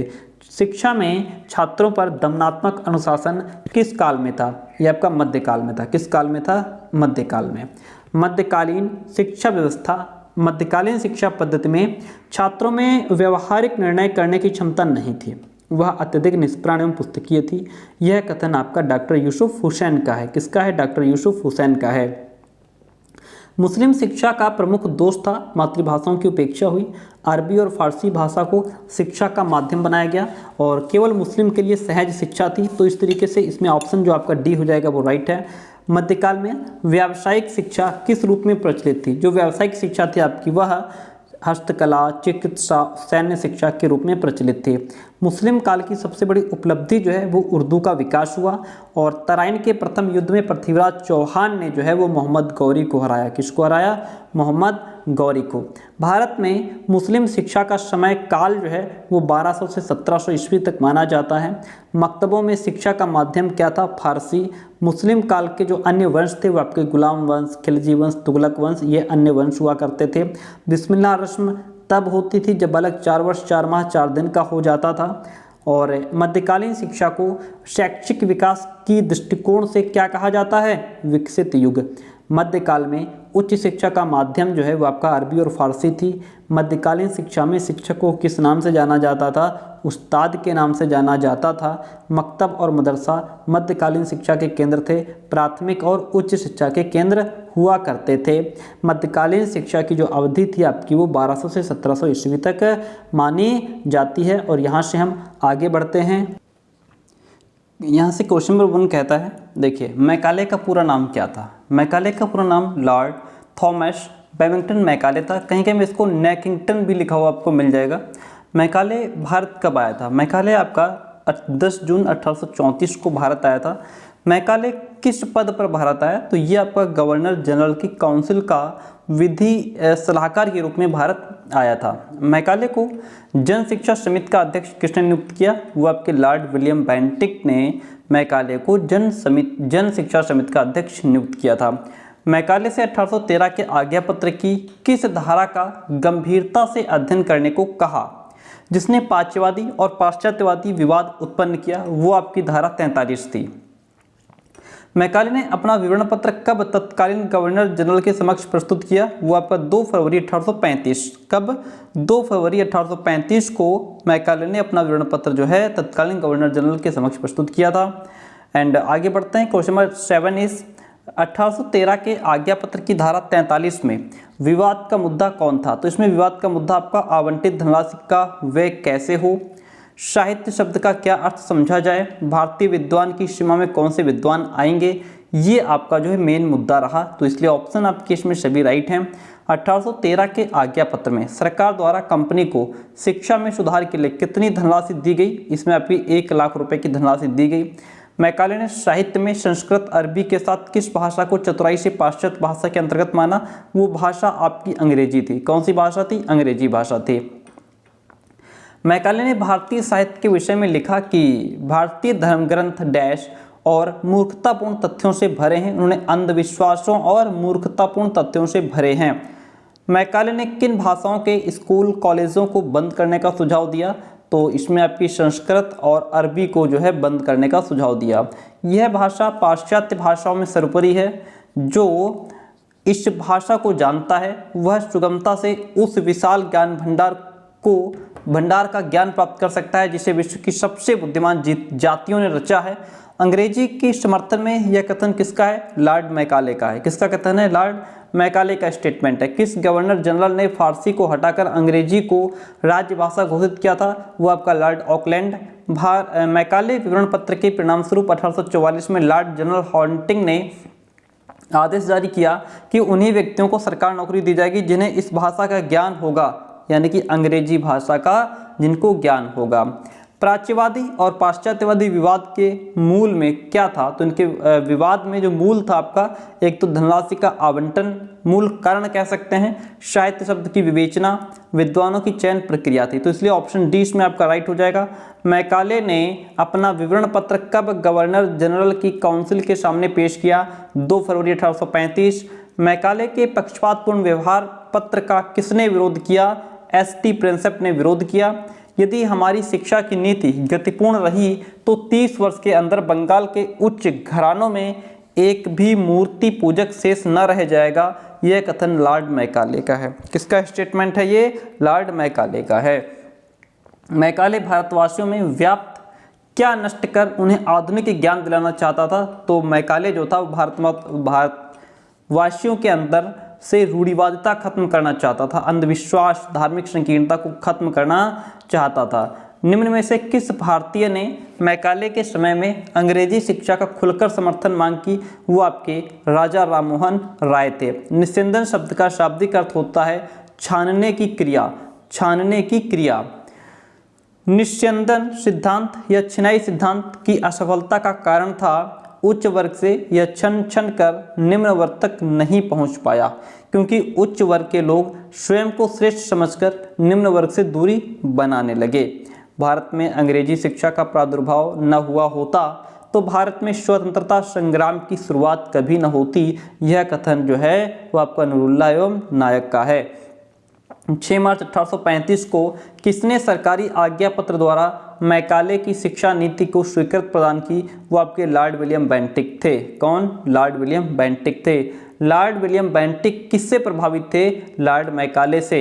अंग्रेजी शिक्षा ने किसका पाठ पढ़ा करके भारतवासियों में राजनीतिक जागृति उत्पन्न की? इन्होंने जो है समानता, स्वतंत्रता, बंधुत्व का पाठ पढ़ा करके भारतवासियों में राजनीतिक जागृति उत्पन्न की। इसलिए option D is the right one over here. Statement है कि शिक्षा के लिए निर्धारित धन का सर्वोत्कृष्ट प्रयास केवल अंग्रेजी शिक्षा के लिए ही किया जा सकता है। यह कथन लॉर्ड विलियम बेंटिक का है। यह कथन लॉर्ड विलियम बेंटिक का है। यद्यपि मैकाले ने भारतीय संस्कृति एवं साहित्य पर अशोभनीय आक्षेप किए हैं जिन्हें हमको उदारतापूर्वक भुला देना चाहिए और मैकाले को उसकी अज्ञानता के लिए क्षमा कर देना चाहिए, क्योंकि उसके इरादे बुरे नहीं थे। वो भारत की उन्नति करना चाहता था। यह कथन दादा भाई नौरोजी का है। ब्रिटिश कालीन शिक्षा की अवधि क्या थी? इसकी अवधि 1700 से 1947 ईस्वी तक थी। फिर आते हैं आगे और यहाँ से शुरू होता है आपका विलियम एडम की कहानी। ठीक है, विलियम एडम जो है ये आपके कहाँ के निवासी थे? विलियम एडम आपके स्कॉटलैंड के निवासी थे। कहाँ के? स्कॉटलैंड के। विलियम एडम धर्म प्रचार के लिए कब भारत आया? तो यह आपका 1818 में जो है भारत आया था। 1835 में एडम को किसने देशज शिक्षा प्रणाली यानी परंपरागत के अध्ययन का कार्य सौंपा था? वो आपका ईस्ट इंडिया कंपनी है। कौन? East India company. William Adam ने कहा कि शिक्षा प्रणाली की वस्तु स्थिति पर रिपोर्ट प्रस्तुत की। विलियम एडम ने कहाँ की शिक्षा प्रणाली की विषय वस्तु पर रिपोर्ट प्रस्तुत की? तो वो आपकी बंगाल और बिहार था। विलियम एडम ने बंगाल और बिहार की शिक्षा प्रणाली पर कितनी रिपोर्ट प्रस्तुत की थी? 3 रिपोर्टें प्रस्तुत की थी। विलियम एडम ने अपनी प्रथम रिपोर्ट जो है वो 1835 में प्रस्तुत की, 1835 में प्रस्तुत की थी।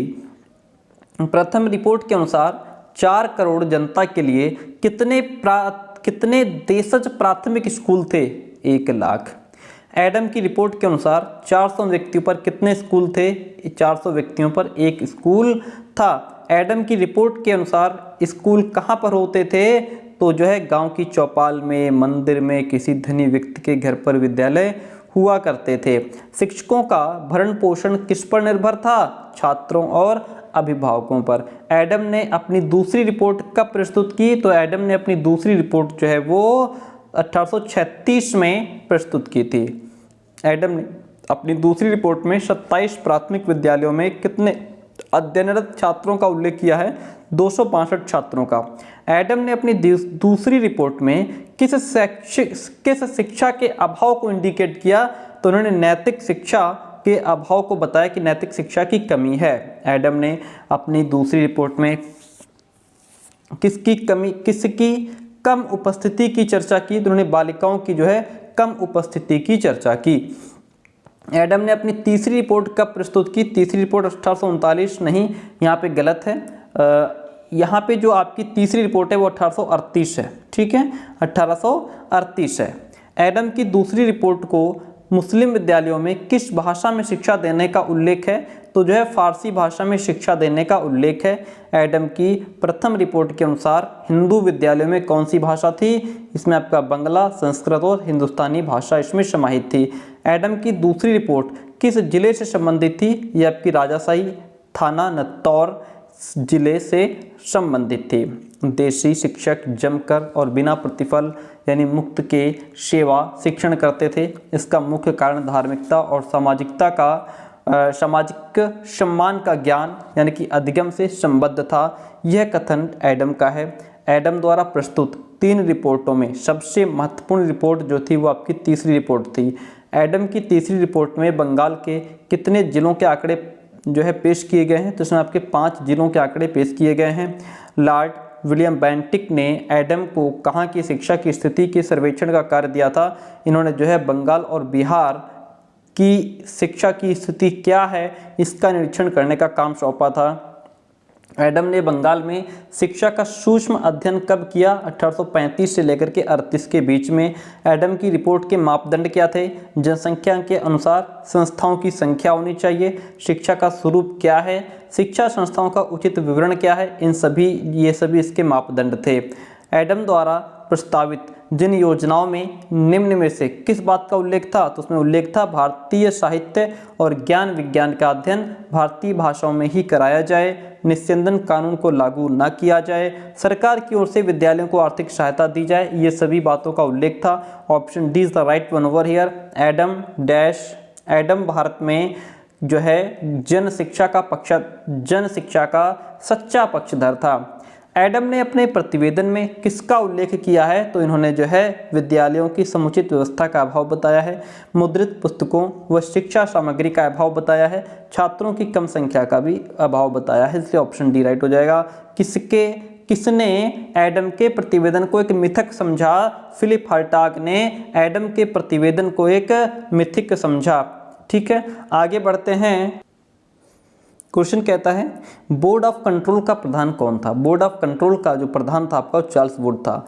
चार्ल्स वुड ने अपना घोषणा पत्र कब जारी किया? 19 जुलाई 1854 को।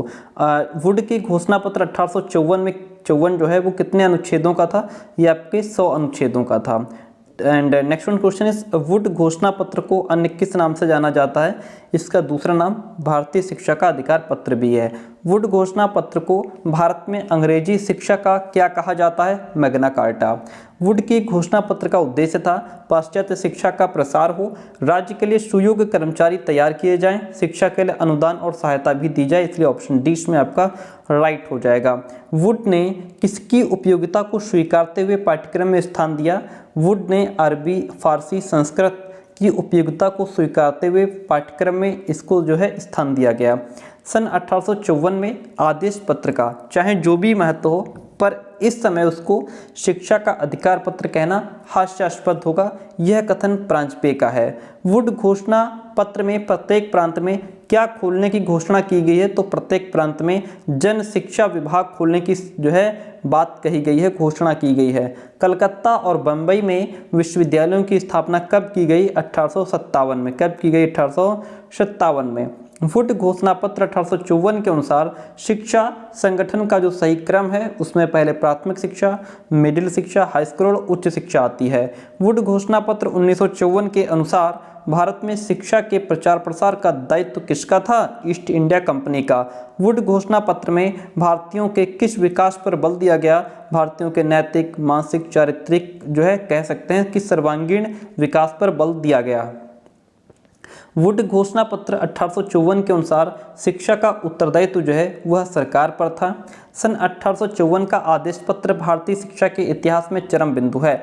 जो कुछ उससे पहले हुआ वह उसकी ओर संकेत करता है और जो कुछ उसके बाद हुआ वह उससे निकला है। यह कथन जेम्स का है। जन शिक्षा विभाग का सबसे बड़ा जो अधिकारी है वो जन शिक्षा संचालक होता था। जन शिक्षा संचालक होता था। शिक्षा के क्षेत्र में निजी प्रयासों को प्रोत्साहन देने के लिए डैश चलने की जो योजना है वो अनुदान सहायता की पद्धति है।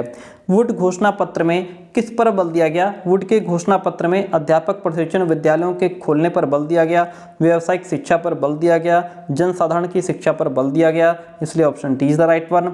इस आदेश पत्र को भारतीय शिक्षा का शिलाधार कहा जाता है। यह कहा जाता है कि उसने हमारी शिक्षा प्रणाली का शिलान्यास किया है। यह कथन बसु का है। किसका है? बसु का स्टेटमेंट है। क्वेश्चन इज वुड घोषणा पत्र की पाठचर्या क्या थी? वुड की घोषणा पत्र की पाठचर्या थी भाषा साहित्य का ज्ञान हो, पाश्चात्य शिक्षा एवं विज्ञान को विशेष स्थान मिले और भारतीय भाषाओं को भी प्रोत्साहन मिले। ये सभी वुड घोषणा पत्र की पाठचर्या थी।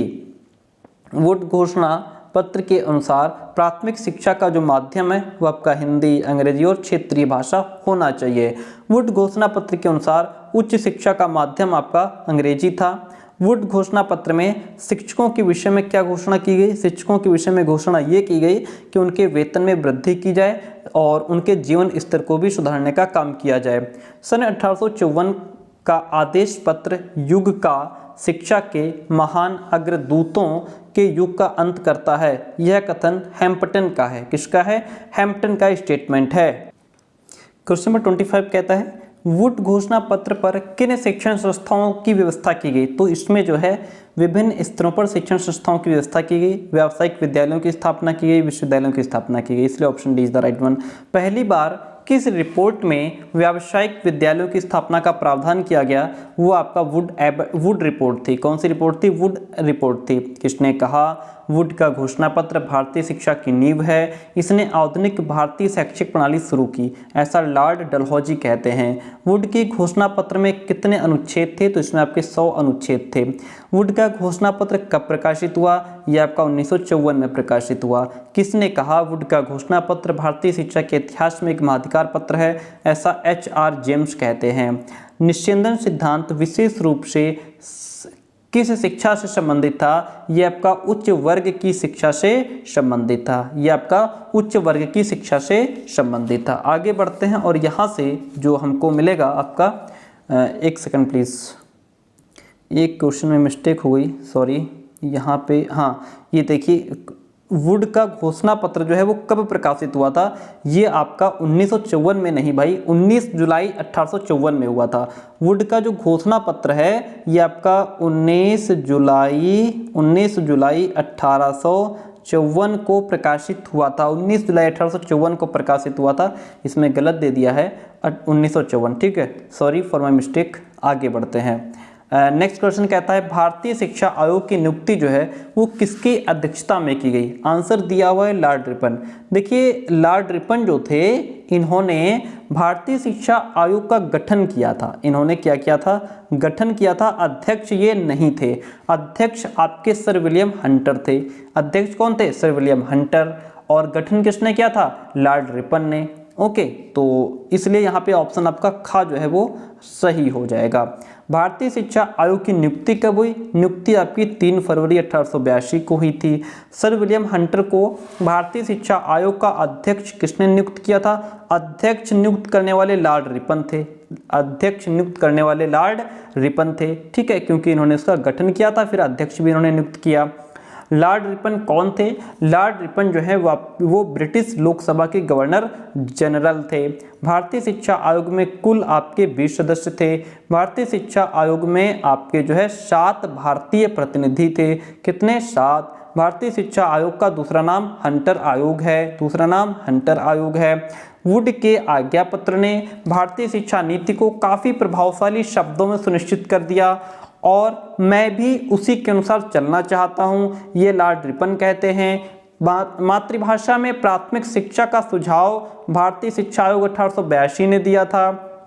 हंटर आयोग ने जो है हाई स्कूल स्तर पर व्यावसायिक शिक्षा का सुझाव दिया था। हंटर आयोग ने हाई स्कूल स्तर पर शिक्षा का सुझाव दिया था। फोर्ट विलियम कॉलेज की स्थापना लॉर्ड वेलेस्ली ने की थी। किसने की थी? लॉर्ड वेलेस्ली ने की थी। क्वेश्चन नंबर 12 कहता है सन 1800 में फोर्ट विलियम कॉलेज कहाँ पर स्थापित हुआ? यह आपका कोलकाता में स्थापित हुआ। भारतीय शिक्षा आयोग ने अपनी रिपोर्ट सरकार को 1883 में सौंपी थी। एंड भारतीय शिक्षा का प्रशासन एवं संचालन का उत्तरदायित्व सर्वप्रथम किसे सौंपने का सुझाव हंटर आयोग ने दिया? स्थानीय निकायों को सौंपने का सुझाव हंटर आयोग ने दिया।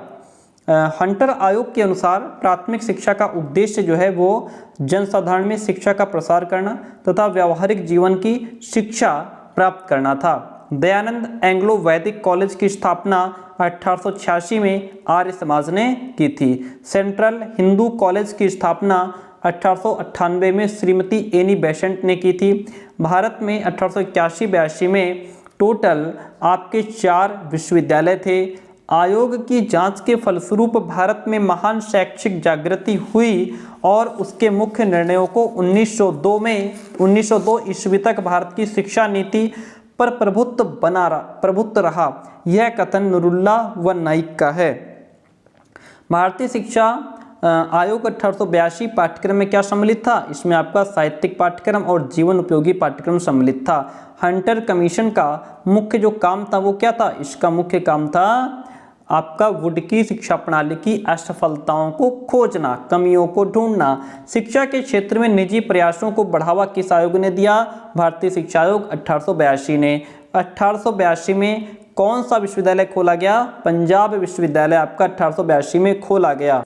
यहाँ पे आप देख सकते हैं वन लीनियर नोट्स में हमारे लिखा हुआ है पंजाब विश्वविद्यालय की स्थापना 1882 में हुई। इलाहाबाद विश्वविद्यालय की स्थापना 1887 में हुई और 1880 में बाल गंगाधर तिलक ने फर्ग्यूसन कॉलेज की स्थापना की पूना में। 1886 में लाहौर में दयानंद एंग्लो वैदिक कॉलेज की स्थापना आर्य समाज के द्वारा की गई। एंड आगे बढ़ेंगे तो 1898 ईस्वी में श्रीमती एनी बेसेंट ने बनारस में सेंट्रल हिंदू कॉलेज की स्थापना की, है ना। और इस तरीके से जो इंपॉर्टेंट पॉइंट्स है वो यहाँ पे दिए गए हैं। तो यहाँ पे आगे बढ़ेंगे और क्वेश्चन है कि आयोग ने लगभग उन्हीं सिद्धांतों की पुनरावृत्ति की जिनको वर्षों पूर्व वुड के घोषणा पत्र में एक्सेप्ट किया गया था। उसने उन सिद्धांतों में कुछ को केवल विस्तृत कर दिया और कुछ को यंत्रवत थोड़ा सा बदल दिया। यह कथन एम बसु का है। हंटर आयोग का गठन जो है वो आपका 1882 में हुआ। आयोग की संस्तुति थी प्राथमिक शिक्षा के संबंध में, माध्यमिक शिक्षा के संबंध में और उच्च शिक्षा के संबंध में हंटर आयोग की संस्तुति थी। भारतीय शिक्षा आयोग 1882 के अध्यक्ष जो है वो विलियम हंटर थे, इसीलिए इसको हंटर आयोग नाम भी दिया गया, यानी कि इसको हंटर आयोग भी कहा गया।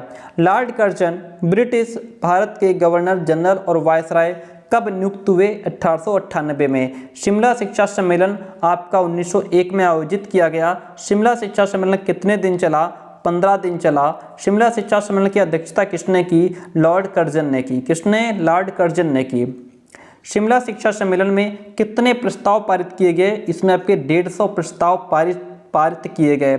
शिक्षा पर प्रथम अखिल भारतीय सम्मेलन आपका शिमला में हुआ। शिक्षा सम्मेलन को अन्य किस नाम से जाना जाता है? शिमला सम्मेलन को शिमला स्वीकृत सम्मेलन भी कहा जाता है। शिमला सम्मेलन के विषय में क्या सत्य नहीं है? इसमें जो है इस सम्मेलन में सभी प्रांतों के शिक्षा संचालकों को आमंत्रित किया गया था। इस सम्मेलन में मिशनरियों के प्रतिनिधित्व को आमंत्रित किया गया था। इस सम्मेलन में भारतीयों को आमंत्रित नहीं किया गया था। सभी बातें यहाँ पे सही हैं। नेक्स्ट वन पॉइंट, भारतीय विश्वविद्यालय आयोग की स्थापना 27 जनवरी 1902 को हुई। भारतीय विश्वविद्यालय आयोग में भारतीयों की संख्या 2 थी। कितनी थी? 2 थी। आगे बढ़ते हैं। नेक्स्ट वन पॉइंट इज, निम्न में कौन भारतीय विश्वविद्यालय आयोग का सदस्य 1902 में था? तो इसमें आपका डॉक्टर गुरुदास बनर्जी और सैयद हसन बिलग्रामी थे। भारतीय विश्वविद्यालय आयोग को जो है कि रैले कमीशन के नाम से भी जाना जाता है। और एक सेकंड प्लीज़, इसका ऑप्शन आपका जो है रैले कमीशन ठीक है, इसलिए क्योंकि जो है इसमें 1902 में सर टॉमस रैले की अध्यक्षता में इसका गठन हुआ। भारतीय विश्वविद्यालय अधिनियम कब पास हुआ? 21 मार्च 1904 को। कर्जन की शिक्षा नीति कब लागू हुई? 11 मार्च 1904 को। लॉर्ड कर्जन का भारत में कार्यकाल जो है वो आपका 1899 से लेकर के 1986 तक रहा। सर्वप्रथम केंद्रीय शिक्षा विभाग की स्थापना का श्रेय लॉर्ड कर्जन को दिया जाता है। भारत में पुरातत्व विभाग की स्थापना जो है ये आपकी लॉर्ड कर्जन के समय में हुई। केंद्रीय कृषि अनुसंधान संस्थान की स्थापना बिहार में किसके समय में हुई थी? लॉर्ड कर्जन के समय में। किसके समय में? लॉर्ड कर्जन के समय में। लॉर्ड कर्जन ने प्राथमिक शिक्षा को किस भाषा देने को कहा? तो जो है प्राथमिक शिक्षा को मातृभाषा में देने को कहा। बंग भंग आंदोलन कब प्रारंभ हुआ? 1905 में। बंग भंग आंदोलन के मुख्य बिंदु क्या थे? एक तो स्वराज्य की प्राप्ति थी, विदेशी वस्तुओं का बहिष्कार था, राष्ट्रीय शिक्षा नीति की मांग थी। ऑप्शन डी इसमें आपका राइट हो जाएगा। लॉर्ड कर्जन ने कौन कौन से कार्य किए? लॉर्ड कर्जन ने अकाल आयोग का गठन किया, विश्वविद्यालय आयोग का गठन किया, पुरातत्व विभाग का गठन किया, ये सभी काम किए। पुलिस आयोग का गठन कब किया गया? 1902 में पुलिस आयोग का गठन किया गया।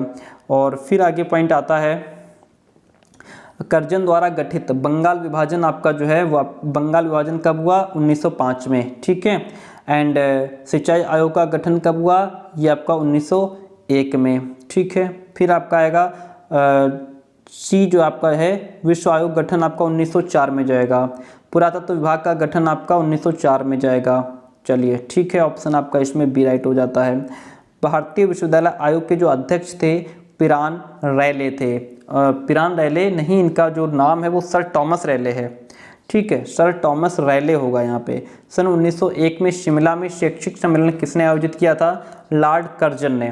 केंद्रीय शिक्षा विभाग की स्थापना किसने की थी? लॉर्ड कर्जन ने। किसने की? लॉर्ड कर्जन ने की। आगे बढ़ते हैं। क्वेश्चन कहता है कलकत्ता विश्वविद्यालय आयोग में कितने सदस्य थे? कलकत्ता विश्वविद्यालय आयोग में आपके 7 सदस्य थे। सैडलर आयोग या सेलुलर कमीशन को अन्य किस नाम से जाना जाता है? तो इसको कलकत्ता विश्वविद्यालय आयोग भी कहते हैं। क्या? कलकत्ता विश्वविद्यालय आयोग भी कहते हैं। कलकत्ता विश्वविद्यालय आयोग की जो स्थापना हुई थी आपकी वो 24 जनवरी 1857 को हुई थी। तो कलकत्ता विश्वविद्यालय की स्थापना आपकी 24 जनवरी 1857 को हुई थी। कलकत्ता विश्वविद्यालय आयोग ने अपना प्रतिवेदन सरकार को 1919 में प्रेषित किया। कलकत्ता विश्वविद्यालय आयोग ने किन किन विषयों पर अपने सुझाव दिए? तो इन्होंने अध्यापक शिक्षा, औद्योगिक शिक्षा और स्त्री शिक्षा जो विषय थे इन पर अपने सुझाव दिए। सैडलर आयोग ने माध्यमिक शिक्षा बोर्ड में किन किन प्रतिनिधियों के शामिल होने की बात कही? तो इन्होंने सरकार, हाई स्कूल, इंटरमीडिएट के प्रतिनिधि, विश्वविद्यालय के प्रतिनिधियों को शामिल होने की बात कही। ऑप्शन डी इसमें आपका राइट हो जाता है। माध्यमिक स्तर पर पर्दा स्कूल खोलने का सुझाव सैडलर कमीशन ने दिया। सैडलर कमीशन ने अध्यापक शिक्षा को प्रोत्साहित करने के लिए स्नातक स्तर पर किस विषय को सम्मिलित करने का सुझाव दिया? तो इन्होंने शिक्षा शास्त्र जो विषय है इसको सम्मिलित करने का सुझाव दिया। जिस प्रणाली में शिक्षित व्यक्ति अपनी मातृभाषा को सही और धाराप्रवाह रूप में लिख बोल नहीं सकता वह शिक्षा प्रणाली अनुचित है। यह बात सैडलर आयोग ने कही है। किसने? सैडलर आयोग ने। कलकत्ता विश्वविद्यालय में कला और विज्ञान विभाग खोले गए 1916 ईस्वी में। प्रथम विश्व युद्ध कब प्रारंभ हुआ था? 1914 में। कलकत्ता विश्वविद्यालय की समस्याओं से सरकार को किसने अवगत कराया? आशुतोष मुखर्जी ने। किसने? आशुतोष मुखर्जी ने। सैडलर आयोग ने भारतीय विश्वविद्यालयों से संबंधित क्या सुझाव दिए थे? इसमें आपका इन्हें सरकारी नियंत्रण से मुक्त किया जाए। दूसरा सुझाव था इन्हें माध्यमिक शिक्षा के उत्तरदायित्व से भी मुक्त किया जाए, इसलिए ऑप्शन सी इसमें आपका राइट हो जाएगा। कलकत्ता विश्वविद्यालय की संभावनाओं के अध्ययन के लिए गठित आयोग के 2 भारतीय सदस्यों में आशुतोष मुखर्जी के अलावा और दूसरा जियाउद्दीन अहमद थे।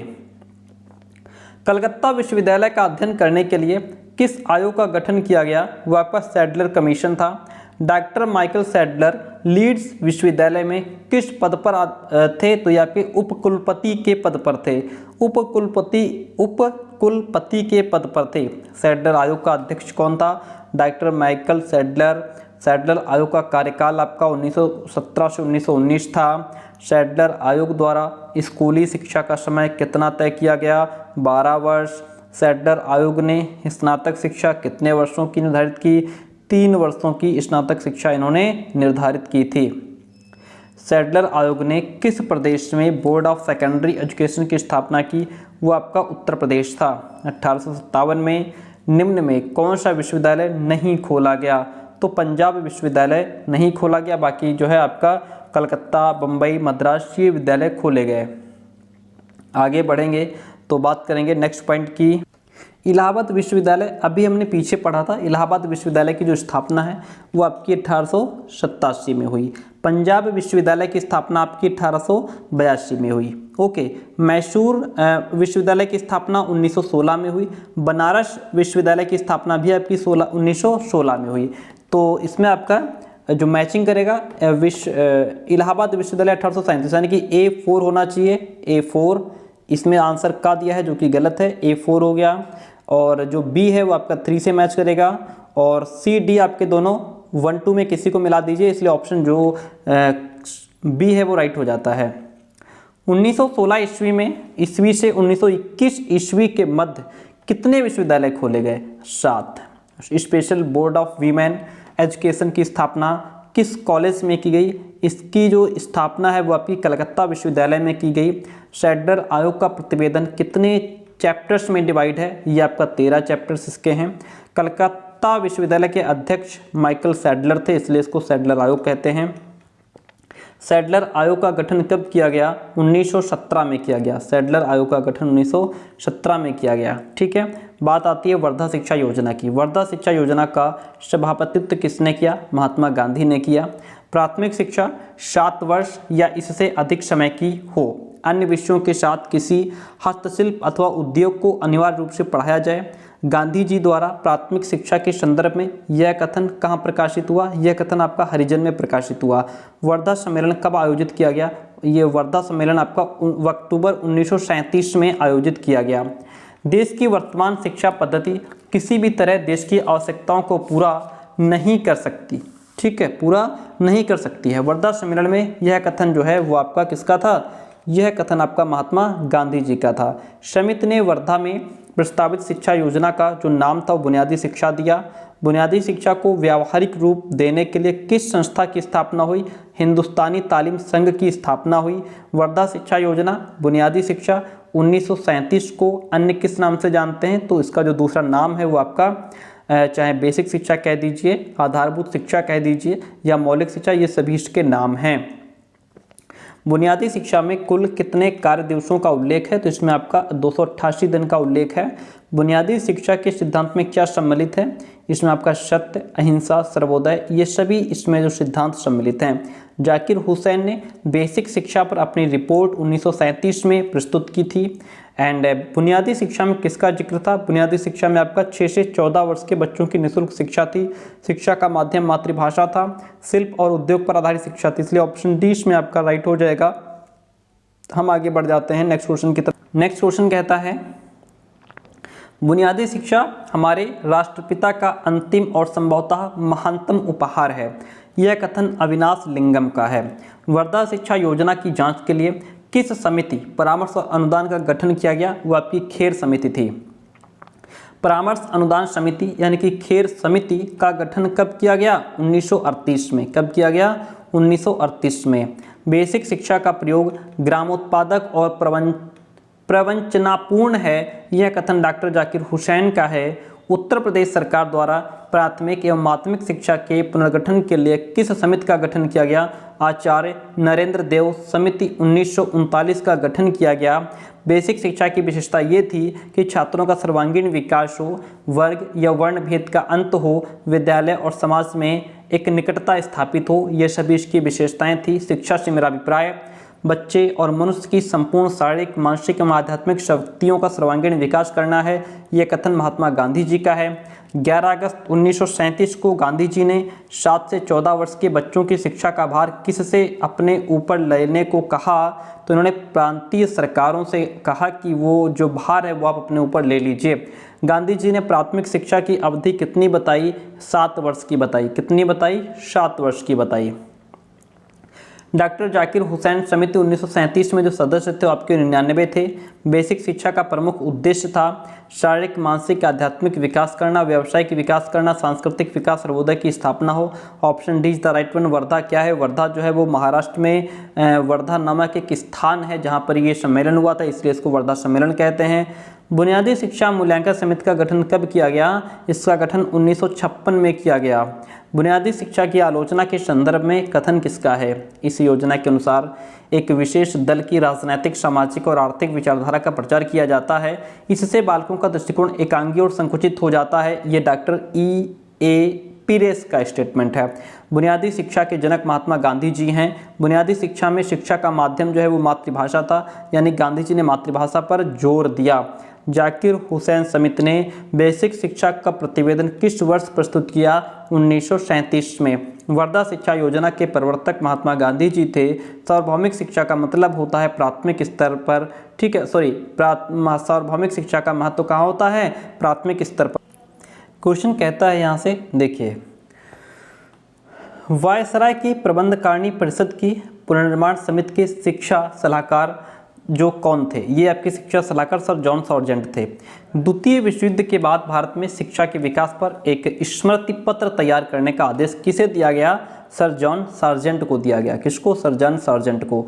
सार्जेंट रिपोर्ट को अन्य किस नाम से जाना जाता है? तो इसको जो है आपका युद्धोत्तर शिक्षा विकास योजना एंड केंद्रीय शिक्षा सलाहकार परिषद की रिपोर्ट भी कहते हैं। सार्जेंट रिपोर्ट के अनुसार जूनियर बेसिक शिक्षा के लिए बच्चों की निर्धारित जो आयु है वो 6 से 11 वर्ष है। क्या है? 6 से 11 वर्ष है। सार्जेंट रिपोर्ट की सिफारिशों में प्रौढ़ शिक्षा को प्रभावशाली बनाने के लिए निम्न में किसे प्रभावशाली बताया गया है? तो इसमें आपको ग्रामोफोन, नृत्य, संगीत, चित्र, इन सभी को जो है प्रभावशाली बताया गया है। सार्जेंट योजना 1944 में कितने वर्षों में 100% साक्षरता का लक्ष्य रखा गया? वो आपका 40 वर्ष में। सार्जेंट ने अपनी शिक्षा संबंधी रिपोर्ट केंद्रीय शिक्षा सलाहकार परिषद के समक्ष प्रस्तुत की। कब? 1944 में। कब प्रस्तुत की? 1944 में। सार्जेंट रिपोर्ट की सिफारिश के अनुसार डैश शिक्षा राष्ट्रीय शिक्षा योजना का एक अभिन्न अंग है।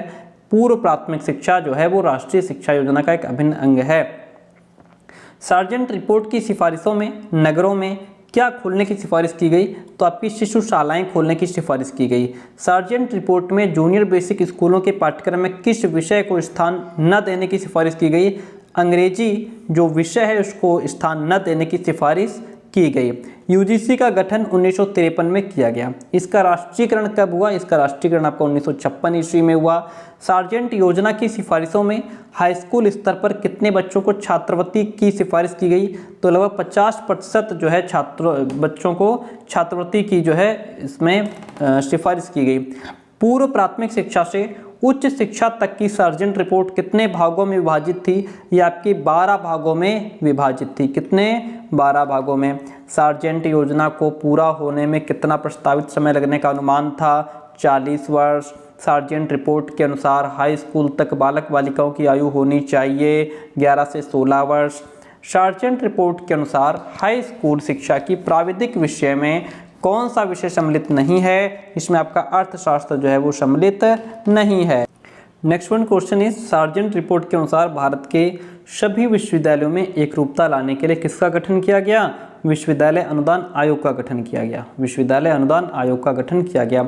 सार्जेंट रिपोर्ट में किस कक्षा को समाप्त करने की सिफारिश की गई थी? इंटरमीडिएट की कक्षा को समाप्त करने की सिफारिश की गई थी। सार्जेंट योजना पर कितने रुपए व्यय होने का अनुमान था लगभग 313 करोड़ लगभग। सार्जेंट रिपोर्ट की सिफारिश के अनुसार पूर्व प्राथमिक शिक्षा के लिए बालक बालिकाओं की क्या आयु निर्धारित की गई, तो इसमें 3 से 6 वर्ष की आयु निर्धारित की गई।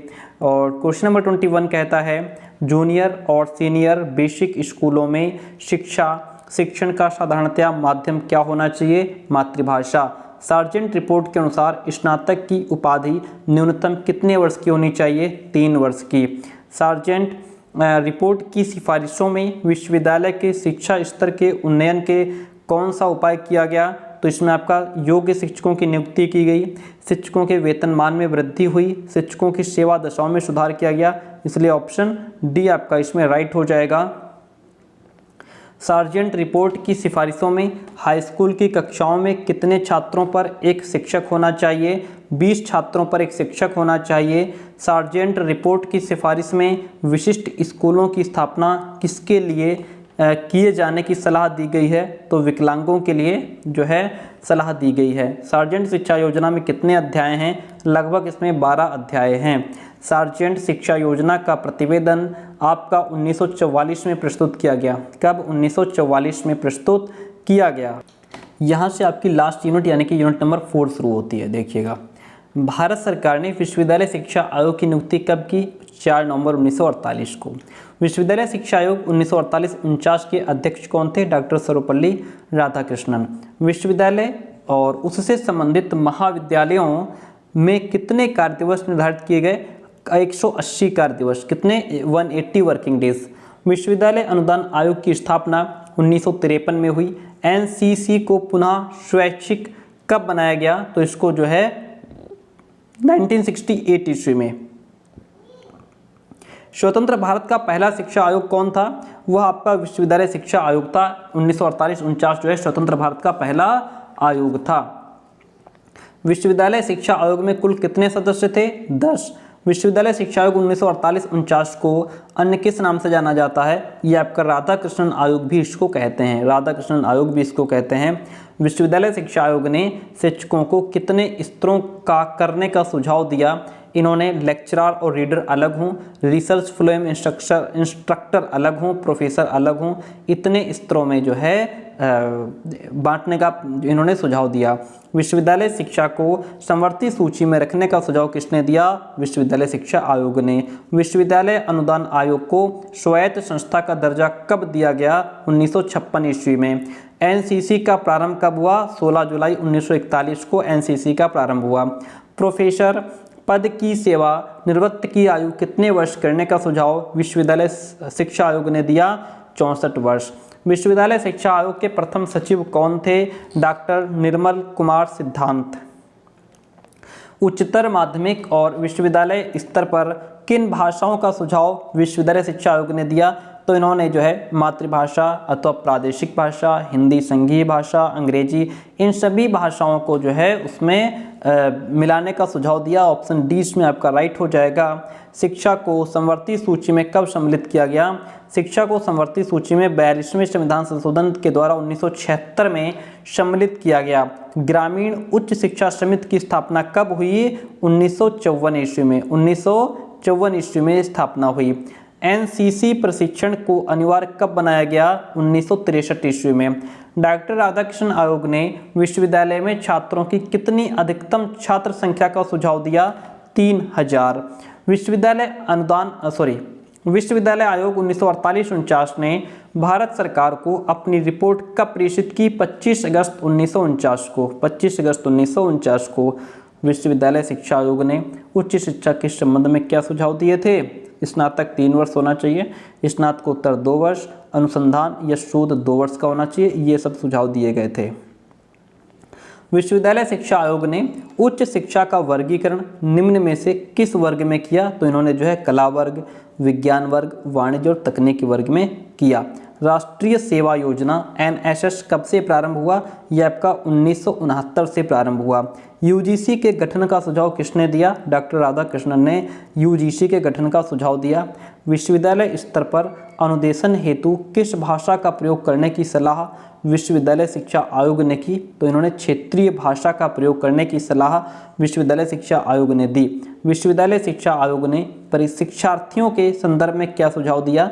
छात्र कल्याण बोर्ड की स्थापना की जाए, विश्वविद्यालय महाविद्यालय में छात्र संघ की स्थापना हो, विश्वविद्यालय महाविद्यालय में एनसीसी की व्यवस्था हो, ये सभी सुझाव दिए गए। डॉक्टर राधाकृष्णन को भारत रत्न कब प्रदान किया गया? 1954 में। कब प्रदान किया गया? 1954 में। विश्वविद्यालय शिक्षा आयोग मुख्य संस्तुति थी तो पाठ्यक्रम सुधार एवं विकास हो, प्रशिक्षण एवं शोध विकास, 3 वर्ष स्नातक अवधि, ये सभी जो है मुख्य संस्तुतियां दी गई थी। ऑप्शन डी इसमें राइट हो जाएगा। विश्वविद्यालय शिक्षा आयोग में कुल कितने सदस्य थे? 10 सदस्य थे। विश्वविद्यालय शिक्षा आयोग का गठन किसकी सलाह पर किया गया? तो इसमें केंद्रीय शिक्षा सलाहकार बोर्ड और अंतर विश्वविद्यालय परिषद की सलाह पर किया गया। ठीक है, आगे बढ़ते हैं। ग्रामीण विश्वविद्यालय स्थापना का सुझाव किस आयोग ने दिया था? तो ये आपके विश्वविद्यालय शिक्षा आयोग ने दिया था। विश्वविद्यालय शिक्षा आयोग का गठन कब किया गया? 1948 में। विश्वविद्यालय शिक्षा आयोग ने अपना प्रतिवेदन सरकार को कब प्रस्तुत किया? 1949 में। कब प्रस्तुत किया? 1949 में प्रस्तुत किया। माध्यमिक शिक्षा आयोग का गठन कब किया गया? 23 सितंबर 1952 को माध्यमिक शिक्षा आयोग का गठन किया गया। माध्यमिक शिक्षा आयोग को अन्य किस नाम से जानते हैं? माध्यमिक शिक्षा आयोग को अन्य जो है मुदालियर कमीशन के नाम से भी जानते हैं। केंद्र में अखिल भारतीय माध्यमिक शिक्षा सलाहकार बोर्ड स्थापित करने का जो उद्देश्य था वो इस संदर्भ में समान नीति व समान योजना, ये जो है इस संबंध में था। 17 वर्ष से कम आयु के बच्चों के राजनीतिक आंदोलनों में भाग लेना एवं चुनाव प्रचार करना गैर कानूनी घोषित किया जाए। यह सुझाव किसने दिया? यह आपके माध्यमिक शिक्षा आयोग ने यह सुझाव दिया था। मुदालियर आयोग के गठन का मुख्य उद्देश्य क्या था? इसका मुख्य उद्देश्य था माध्यमिक शिक्षा की समस्याओं का पता लगाना। माध्यमिक शिक्षा की अवधि कितने वर्ष निर्धारित की गई? 7 वर्ष निर्धारित की गई। कितने वर्ष? 7 वर्ष निर्धारित की गई। स्वतंत्रता के बाद माध्यमिक शिक्षा पर बनने वाला पहला आयोग मुदालियर आयोग था। माध्यमिक शिक्षा आयोग के प्रथम अध्यक्ष डॉक्टर लक्ष्मण स्वामी मुदालियर थे। स्वतंत्रता के बाद प्रथम माध्यमिक शिक्षा आयोग निम्न में से कौन सा है? वो आपका माध्यमिक शिक्षा आयोग है। माध्यमिक शिक्षा आयोग ने शिक्षा पाठ्यक्रम को कितने वर्गों में विभाजित किया है? 7 वर्गों में विभाजित किया है। 7 वर्गों में विभाजित किया है। योग्य अध्यापकों के लिए प्रशिक्षण के किस कोर्स को जोड़ने का सुझाव मुदालियर कमीशन ने दिया? तो उन्होंने एमएड कोर्स को जोड़ने का सुझाव दिया। एंड माध्यमिक शिक्षा आयोग से संबंधित ऑर्बिटेशन बोर्ड किसकी शिकायतों पर विचार करता है? ये शिक्षकों की शिकायतों पर विचार करता है। माध्यमिक शिक्षा आयोग ने बालिकाओं को किस विषय के अध्ययन की सुविधा देने का सुझाव दिया? वो आपका गृह विज्ञान है। माध्यमिक शिक्षा आयोग ने अपनी रिपोर्ट सरकार को कब प्रेषित की? उन्होंने 29 अगस्त 1953 ईस्वी में जो है अपनी रिपोर्ट सरकार को प्रेषित करने का सुझाव दिया। माध्यमिक शिक्षा के उद्देश्य निर्धारण हेतु क्या सुझाव थे? तो वो आपके व्यक्तित्व का विकास हो, लोकतंत्रीय नागरिकता का विकास हो, नेतृत्व की शक्ति का विकास हो, ये सभी सुझाव दिए गए। ऑप्शन डी इसमें आपका राइट हो जाएगा। प्रांत में तकनीकी शिक्षा बोर्ड स्थापित करने का सुझाव माध्यमिक शिक्षा आयोग ने दिया। मुदालियर कमीशन का कार्यक्षेत्र क्या है? मुदालियर कमीशन का कार्यक्षेत्र आपका माध्यमिक शिक्षा है। माध्यमिक शिक्षा आयोग के जो सचिव थे वो आपके डॉक्टर AN बसु हैं। माध्यमिक शिक्षा आयोग ने निम्न में किसे आरंभ करने का सुझाव दिया? तो इन्होंने प्रांतों में तकनीकी बोर्ड, स्कूली स्वास्थ्य सेवाएं, बहुउद्देशीय विद्यालय, ये सभी आरंभ करने का सुझाव दिया था। इसलिए ऑप्शन डी इसमें आपका राइट हो जाएगा। शिक्षकों के लिए बाइबिल किस आयोग को कहा जाता है? माध्यमिक शिक्षा आयोग को कहा जाता है। माध्यमिक शिक्षा आयोग ने माध्यमिक शिक्षा को कितने भागों में बांटा है? 2 भागों में। माध्यमिक शिक्षा आयोग ने कितने शिक्षण के कार्य दिवस निर्धारित किए हैं? इन्होंने 200 वर्किंग डेज बताए हैं। माध्यमिक स्तर की पाठ्यचर्या में कितने विषयों को शामिल करने का सुझाव दिया गया? 8 विषयों को शामिल करने का सुझाव दिया गया। शैक्षिक एवं व्यावसायिक निर्देशन ब्यूरो जो है वह आपका माध्यमिक शिक्षा आयोग से संबंधित है। डॉक्टर लक्ष्मण स्वामी मुदालियर मद्रास विश्वविद्यालय जो है मद्रास विश्वविद्यालय के कुलपति थे। डॉक्टर लक्ष्मण स्वामी मुदालियर मद्रास विश्वविद्यालय के कुलपति थे। उच्चतर माध्यमिक स्तर पर बहुउद्देशीय स्कूल खोलने का सुझाव माध्यमिक शिक्षा आयोग ने दिया। माध्यमिक शिक्षा आयोग में कुल आपके 7 सदस्य थे। कितने? 7 सदस्य थे। माध्यमिक शिक्षा आयोग के प्रतिवेदन में कुल 15 अध्याय थे। माध्यमिक शिक्षा आयोग के अध्यक्ष आपके मुदालियर थे। मुदालियर आयोग की मुख्य संस्तुति जो थी वो उच्चतर माध्यमिक विद्यालय थी। राष्ट्रीय माध्यमिक शिक्षा अभियान का उद्देश्य है माध्यमिक स्तर पर शिक्षा की गुणवत्ता में सुधार करना, पाठ्यचर्या में सुधार एवं संवर्धन करना, माध्यमिक स्तर पर शिक्षण अधिगम सुधार करना, ये सभी राष्ट्रीय माध्यमिक शिक्षा अभियान के उद्देश्य हैं। राष्ट्रीय माध्यमिक शिक्षा अभियान कब प्रारंभ किया गया? ये आपका 2009 में प्रारंभ किया गया। ठीक है, और इसको RMSA भी कहते हैं। किसने कहा माध्यमिक शिक्षा हमारे शिक्षा की सबसे कमज़ोर कड़ी है? राधाकृष्णन ने। माध्यमिक विद्यालय शिक्षा के लिए क्या बुनियादी कार्यक्रम उठाए गए? तो अतिरिक्त पाठ्यगामी क्रियाएं हों, परियोजनाएं और प्रयोग हों, सर्वदृश्य प्रशिक्षण हो, ये सभी इसमें बुनियादी कार्यक्रम उठाए गए। ऑप्शन डी राइट हो जाएगा। मुदालियर आयोग का कार्यक्षेत्र जो है वो आपका माध्यमिक शिक्षा है। मुदालियर आयोग ने अपना प्रतिवेदन सरकार के समक्ष 29 अगस्त 1953 को प्रस्तुत किया था। कोठारी आयोग का गठन कब किया गया? कोठारी आयोग का गठन 14 जुलाई 1964 को किया गया। कोठारी आयोग के बारे में थोड़ा सा डिटेल में पढ़ लेते हैं। देखिए, कोठारी आयोग के बारे में जानते हैं। भारत सरकार ने उच्च शिक्षा के पुनर्गठन के लिए सबसे पहले सन 1948 में विश्वविद्यालय शिक्षा आयोग का गठन किया। फिर उसके पश्चात 1952 में माध्यमिक शिक्षा के पुनर्गठन के लिए माध्यमिक शिक्षा आयोग का गठन किया। फिर क्या हुआ कि 14 जुलाई सन 1964 को डॉक्टर दौलत सिंह कोठारी, जो विश्वविद्यालय अनुदान आयोग के उस समय के अध्यक्ष थे, उनकी अध्यक्षता में 17 सदस्यीय राष्ट्रीय शिक्षा आयोग का गठन किया गया। यानी कि जो राष्ट्रीय शिक्षा आयोग का गठन किया गया उसमें आपके 17 सदस्य थे, और इसके व्यापक उद्देश्य, स्वरूप और महत्व के आधार पर इसे शिक्षा आयोग 1964-66 के नाम से भी जाना जाता है। और इस आयोग को इसके अध्यक्ष के नाम पर डॉक्टर दौलत सिंह कोठारी आयोग भी कहा जाता है, यानी कि कोठारी आयोग भी इसको कहते हैं। आयोग में कुल 17 सदस्य थे, जिनमें 11 भारतीय थे और 6 आपके जो है विदेशी थे। तो ये बहुत इंपॉर्टेंट बात है इसके बारे में। ये सारे पॉइंट्स आपसे एग्जाम में पूछ सकता है। और कोठारी आयोग को जो है दूसरा नाम राष्ट्रीय शिक्षा आयोग भी कहा जाता है। कोठारी आयोग की अनुशंसा पर राष्ट्रीय शिक्षा नीति आपकी 1968 में बनी थी। कब बनी थी? 1968 में बनी थी। कोठारी आयोग का शिक्षा के संदर्भ में क्या सुझाव था? 10+2+3 जो है शिक्षा संरचना होनी चाहिए, इसका जो है ढांचा था शिक्षा का। संपूर्ण राष्ट्र में एक समान शिक्षा संरचना लागू करने का सुझाव आपके कोठारी आयोग ने दिया। राष्ट्रीय शिक्षा आयोग के जो सचिव थे वो आपके JP नायक थे। कौन थे? JP नायक थे। आज़ादी के बाद संपूर्ण शिक्षा पर बनने वाला पहला आयोग आपका कोठारी आयोग था। कोठारी आयोग के प्रथम अध्यक्ष आपके डॉक्टर दौलत सिंह कोठारी थे, DS कोठारी थे। कोठारी आयोग ने अपनी रिपोर्ट जो है वो 29 जून 1966 को प्रस्तुत की थी। नई राष्ट्रीय शिक्षा नीति 1986 में बनी। प्री प्राइमरी शिक्षा का सुझाव कोठारी आयोग ने दिया। कोठारी आयोग ने जो है वो आपका संशोधित त्रिभाषा सूत्र प्रस्तुत किया। कोठारी आयोग ने संशोधित त्रिभाषा सूत्र प्रस्तुत किया। कोठारी आयोग ने जो है कि किस स्तर की शिक्षा के विकास की सिफारिश की? कोठारी आयोग ने प्राथमिक स्तर की शिक्षा, माध्यमिक स्तर की शिक्षा, उच्च स्तर की शिक्षा के विकास की सिफारिश की। कॉमन स्कूल सिस्टम लागू करने की सिफारिश कोठारी आयोग ने की थी। कोठारी आयोग में सदस्यों की संख्या कितनी थी? 17 थी। कोठारी आयोग कैसा आयोग था? कोठारी आयोग एक बहुत ही व्यापक आयोग था। कैसा? व्यापक आयोग था। कोठारी आयोग के 17 सदस्यों में विदेशी सदस्यों की संख्या 6 थी। कोठारी आयोग ने प्रौढ़ शिक्षा किस आयु वर्ग के लिए देने का सुझाव दिया? 15 से 30 वर्ष, जो 15 से 30 आयु वर्ग के लिए सुझाव दिया था। कोठारी आयोग ने किस उम्र के बच्चों को पहली कक्षा में प्रवेश की सिफारिश की? 6 वर्ष तक। कोठारी आयोग ने माध्यमिक विद्यालयों को कितने भागों में विभाजित किया? इन्होंने 2 भागों में विभाजित किया। कोठारी आयोग का मुख्य उद्देश्य क्या था? कोठारी आयोग का मुख्य उद्देश्य था शिक्षा की गुणवत्ता को उच्च बनाया जाए। डॉक्टर दौलत सिंह कोठारी जो थे वो UGC के अध्यक्ष थे। कोठारी आयोग का जो कार्यकाल था वो आपका 1964 से लेकर के 66 तक था। कोठारी आयोग ने कितने वर्ष की प्री प्राइमरी शिक्षा की सिफारिश की? 1 से 3 वर्ष तक। कोठारी आयोग का सुझाव था कि विषय विभाजन किस शिक्षा के बाद हो? ये कक्षा 10 के बाद हो। कोठारी आयोग ने शिक्षकों की किस स्थिति को सुधारने की सिफारिश की?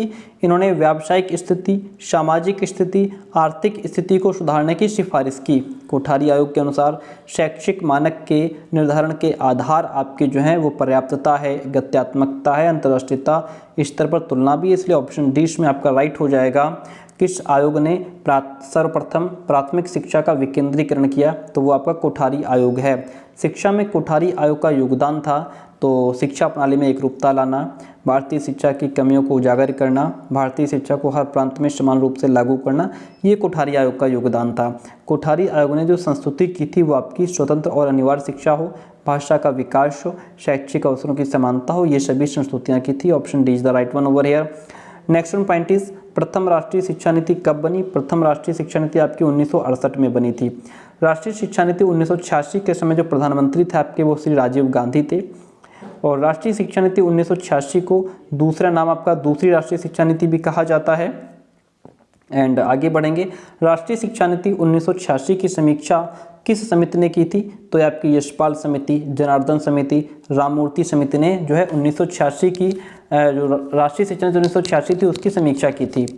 राष्ट्रीय शिक्षा नीति 1986 में प्राथमिक स्कूलों की दशा सुधारने के लिए कौन सी योजना लागू की गई? वो आपकी ऑपरेशन ब्लैक बोर्ड है। ऑपरेशन ब्लैक बोर्ड प्रारंभ करने का सुझाव किसने दिया? ये आपके माध्यमिक शिक्षा आयोग 1952 में जो है कि ऑपरेशन ब्लैक बोर्ड जो है प्रारंभ करने का सुझाव दिया। ऑपरेशन ब्लैक बोर्ड कब प्रारंभ हुआ? 1986-87 में। राष्ट्रीय शिक्षा नीति में शिक्षा की किस संरचना को अपनाने पर बल दिया? वो आपका 10+2+3 है। यशपाल समिति ने राष्ट्रीय शिक्षा नीति की समीक्षा कब की? 1952-93 में। ऑपरेशन ब्लैक बोर्ड में न्यूनतम क्या विद्यालय में अनिवार्य है? तो इसमें विद्यालय में 2 कमरों का भवन जरूरी है, शिक्षण सामग्री होनी चाहिए, कम से कम 2 शिक्षक होने चाहिए, ये सभी चीज़ें जरूरी हैं। राष्ट्रीय शिक्षा नीति जो है कि नेशनल एजुकेशन पॉलिसी जो आपकी 1986 है उसमें पहली बार किस शिक्षा विषय की योजना लागू की गई? कंप्यूटर शिक्षा की। राष्ट्रीय शिक्षा नीति 1986 में किसका महत्वपूर्ण योगदान रहा? तो इसमें operation black board, Navodaya Vidyalaya, मुक्त विश्वविद्यालय, इन सभी का बहुत महत्वपूर्ण योगदान रहा। राष्ट्रीय मुक्त विश्वविद्यालय NIOS कब प्रारंभ हुआ? 1989 में। 1889 में। राष्ट्रीय शिक्षा नीति 1986 में प्राथमिक शिक्षा कक्षा 1 से 5 तक कब तक सर्वसुलभ बनाने की घोषणा की गई? वो आपका 1990 है। डाइट की स्थापना किसकी सिफारिश पर की गई? यह आपका राष्ट्रीय शिक्षा नीति 1986 के सिफारिश पर डाइट की स्थापना की गई। किस प्रधानमंत्री के कार्यकाल में कंप्यूटर शिक्षा का प्रारंभ हुआ? या फिर आपसे ये भी पूछ सकता है भारत में कंप्यूटर शिक्षा प्रारंभ करने का श्रेय किस प्रधानमंत्री को जाता है? राजीव गांधी को। नवोदय विद्यालय में किस कक्षा में प्रवेश परीक्षा द्वारा प्रवेश दिया जाता है? वो आपका कक्षा 6 है। राष्ट्रीय शिक्षा नीति के प्रमुख उद्देश्य क्या थे? राष्ट्रीय शिक्षा नीति का प्रमुख उद्देश्य शिक्षा के समान अवसर, भाषाओं का समुचित विकास और राष्ट्रीय पाठ्यक्रम था। Option D is the right one over here. राष्ट्रीय शिक्षा नीति 1986 में किसका सुझाव दिया गया? इसमें आपको ग्रामीण विश्वविद्यालय का, कंप्यूटर शिक्षा का और राष्ट्रीय मुक्त विद्यालयों का सुझाव दिया गया। ऑप्शन डी आपका राइट हो जाएगा। राष्ट्रीय शिक्षा नीति 1986 का प्रतिवेदन कितने खंडों में तैयार किया गया? 12 खंडों में। संशोधित शिक्षा नीति 1992 के जो अध्यक्ष थे वो आपके जनार्दन रेड्डी थे। कौन थे? जनार्दन रेड्डी थे। फिर नेक्स्ट वन पॉइंट आता है, भारत में पहली राष्ट्रीय शिक्षा नीति घोषणा किस वर्ष की गई थी? 1968 में। भारत देश में सबसे सन 1968 में पहली शिक्षा नीति किसके द्वारा शुरू की गई? इंदिरा गांधी के द्वारा। भारत में दूसरी राष्ट्रीय शिक्षा नीति घोषणा किस वर्ष हुई थी? 1986 में। भारत में नई शिक्षा नीति 1920 की जो घोषणा है वह किसके द्वारा हुई? कितने वर्षों के बाद हुई? या फिर 34 वर्ष के बाद दूसरी शिक्षा नीति आई है। नई शिक्षा नीति 2020 को कब तक लागू हो जाएगी? ये आपकी 21-22 में 2021-2022 में लागू हो गई है। नई शिक्षा नीति 2020 के मसौदा समिति के अध्यक्ष कौन हैं? वो आपके डॉक्टर कृष्णस्वामी कस्तूरी रंगन हैं। कौन है? डॉक्टर कृष्णस्वामी कस्तूरी रंगन हैं। नई शिक्षा नीति 2020 को किस बिल के अंतर्गत जारी किया गया? ये आपका NHEB के अंतर्गत जारी किया गया है। किस बिल के अंतर्गत? यहाँ दिल नहीं है, बिल है। आगे बात करते हैं, नई शिक्षा नीति 2020 को किस शिक्षा नीति की जगह पर लागू किया गया? ये आपका राष्ट्रीय शिक्षा नीति 1986 थी उसके स्थान पर इसको लागू किया गया है। राष्ट्रीय शिक्षा नीति 2020 के अंदर कितनी आयु वर्ग तक के बच्चों को शिक्षा के अधिकार कानून 2009 के अंदर रखा गया है? वो आपके 3 से 18 साल तक के बच्चे हैं। नई शिक्षा नीति 2020 में कौन सी भाषा को कक्षा 5 तक खत्म कर दिया गया है? अंग्रेजी भाषा को कक्षा 5 तक खत्म कर दिया गया है। नई शिक्षा नीति 2020 के अनुसार 5वीं कक्षा तक की शिक्षा किस भाषा में होगी? मातृभाषा में होगी, स्थानीय भाषा में होगी, क्षेत्रीय भाषा में होगी। नई शिक्षा नीति 2020 के अनुसार कौन सी कक्षा तक की शिक्षा को मातृभाषा, स्थानीय भाषा, क्षेत्रीय भाषा में कराया जाएगा? कक्षा 5 तक। नई शिक्षा नीति 2020 का लक्ष्य किस वर्ष तक 3 से 18 आयु वर्ग के प्रत्येक बच्चों को गुणवत्तापूर्ण व समावेशी शिक्षा प्रदान करना है? ये आपका 2030 तक जो लक्ष्य है वो 2030 है। किस वर्ष तक स्कूली शिक्षा में 100% GER यानी ग्रॉस इनरोलमेंट रेशियो के साथ माध्यमिक स्तर पर 2030 तक एजुकेशन फॉर ऑल का लक्ष्य रखा गया है? वर्ष 2030 तक। भारत के शिक्षा मंत्रालय के पहले शिक्षा मंत्री कौन होंगे? रमेश पोखरियाल निशंक। नई शिक्षा नीति 2020 के अनुसार शिक्षा पर सकल घरेलू उत्पाद का कितने प्रतिशत खर्च किया जाएगा? 6% खर्च किया जाएगा। 6% खर्च किया जाएगा। मेडिकल और लॉ एजुकेशन को छोड़कर समस्त उच्च शिक्षा के लिए एकल निकाय के रूप में किस आयोग का गठन किया जाएगा? HECL। स्कूली पाठ्यक्रम के 10+2 पैटर्न के स्थान पर अब जो नया पैटर्न होगा हमारा वो 5+3+3+4 रहेगा। 5+3+3+4 रहेगा। नई शिक्षा नीति 2020 के अनुसार वोकेशनल कोर्स किस कक्षा में शुरू किए जाएंगे? वो आपके कक्षा 6 से शुरू किए जाएंगे। देश में शोध और अनुसंधान को बढ़ावा देने के लिए किस संगठन की स्थापना की जाएगी? नेशनल रिसर्च फाउंडेशन की स्थापना की जाएगी। नई शिक्षा नीति के अनुसार इतना तक कितने वर्ष का कर दिया गया है? इसमें आपका इतना तक, यह नई शिक्षा नीति के अनुसार इतना तक, ये क्या लिखा है, सॉरी यहाँ पे कर दिया गया है आपका ये। चलिए आगे बढ़ते हैं, देखते हैं नेक्स्ट क्वेश्चन। किसे बढ़ावा देने के लिए एक राष्ट्रीय शैक्षिक टेक्नोलॉजी फोरम NFTE बनाया जा रहा है, जिसके लिए वर्चुअल लैब विकसित की जा रही है? वो आपका पाठ्यक्रम है। नई शिक्षा नीति 2020 में किस वर्ष तक नेशनल मिशन के माध्यम से foundation learning and numerics skills को बनाए रखने का लक्ष्य रखा गया है? 2025 तक। राष्ट्रीय साक्षरता मिशन की शुरुआत किस वर्ष की गई? 1088 में। राष्ट्रीय शिक्षा मिशन की शुरुआत, ऐसा कंफ्यूज करते हैं, राष्ट्रीय साक्षरता मिशन की शुरुआत जो है आपकी वो यहाँ पे 1988 होगा। क्या होगा? 1988 में शुरू किया गया। 1988 में शुरू किया गया, वो 1088 को आंसर रेट दिया है। यहाँ पे क्या होगा आंसर आपका? 1988 हो जाएगा। आगे बढ़ेंगे। ऑपरेशन ब्लैक बोर्ड नामक कार्यक्रम किस वर्ष लागू किया गया? 1987-88 में। राष्ट्रीय शिक्षा परिषद NCTE की स्थापना कब हुई? 1995 में। Indira Gandhi national open university IGNOU की स्थापना जो है वो आपकी 1985 में हुई। एंड नई राष्ट्रीय शिक्षा नीति 2020 को लागू करने वाला भारत का जो पहला राज्य है वो आपका कौन है? पहला राज्य आपका कर्नाटक है। कौन है? पहला राज्य आपका कर्नाटक।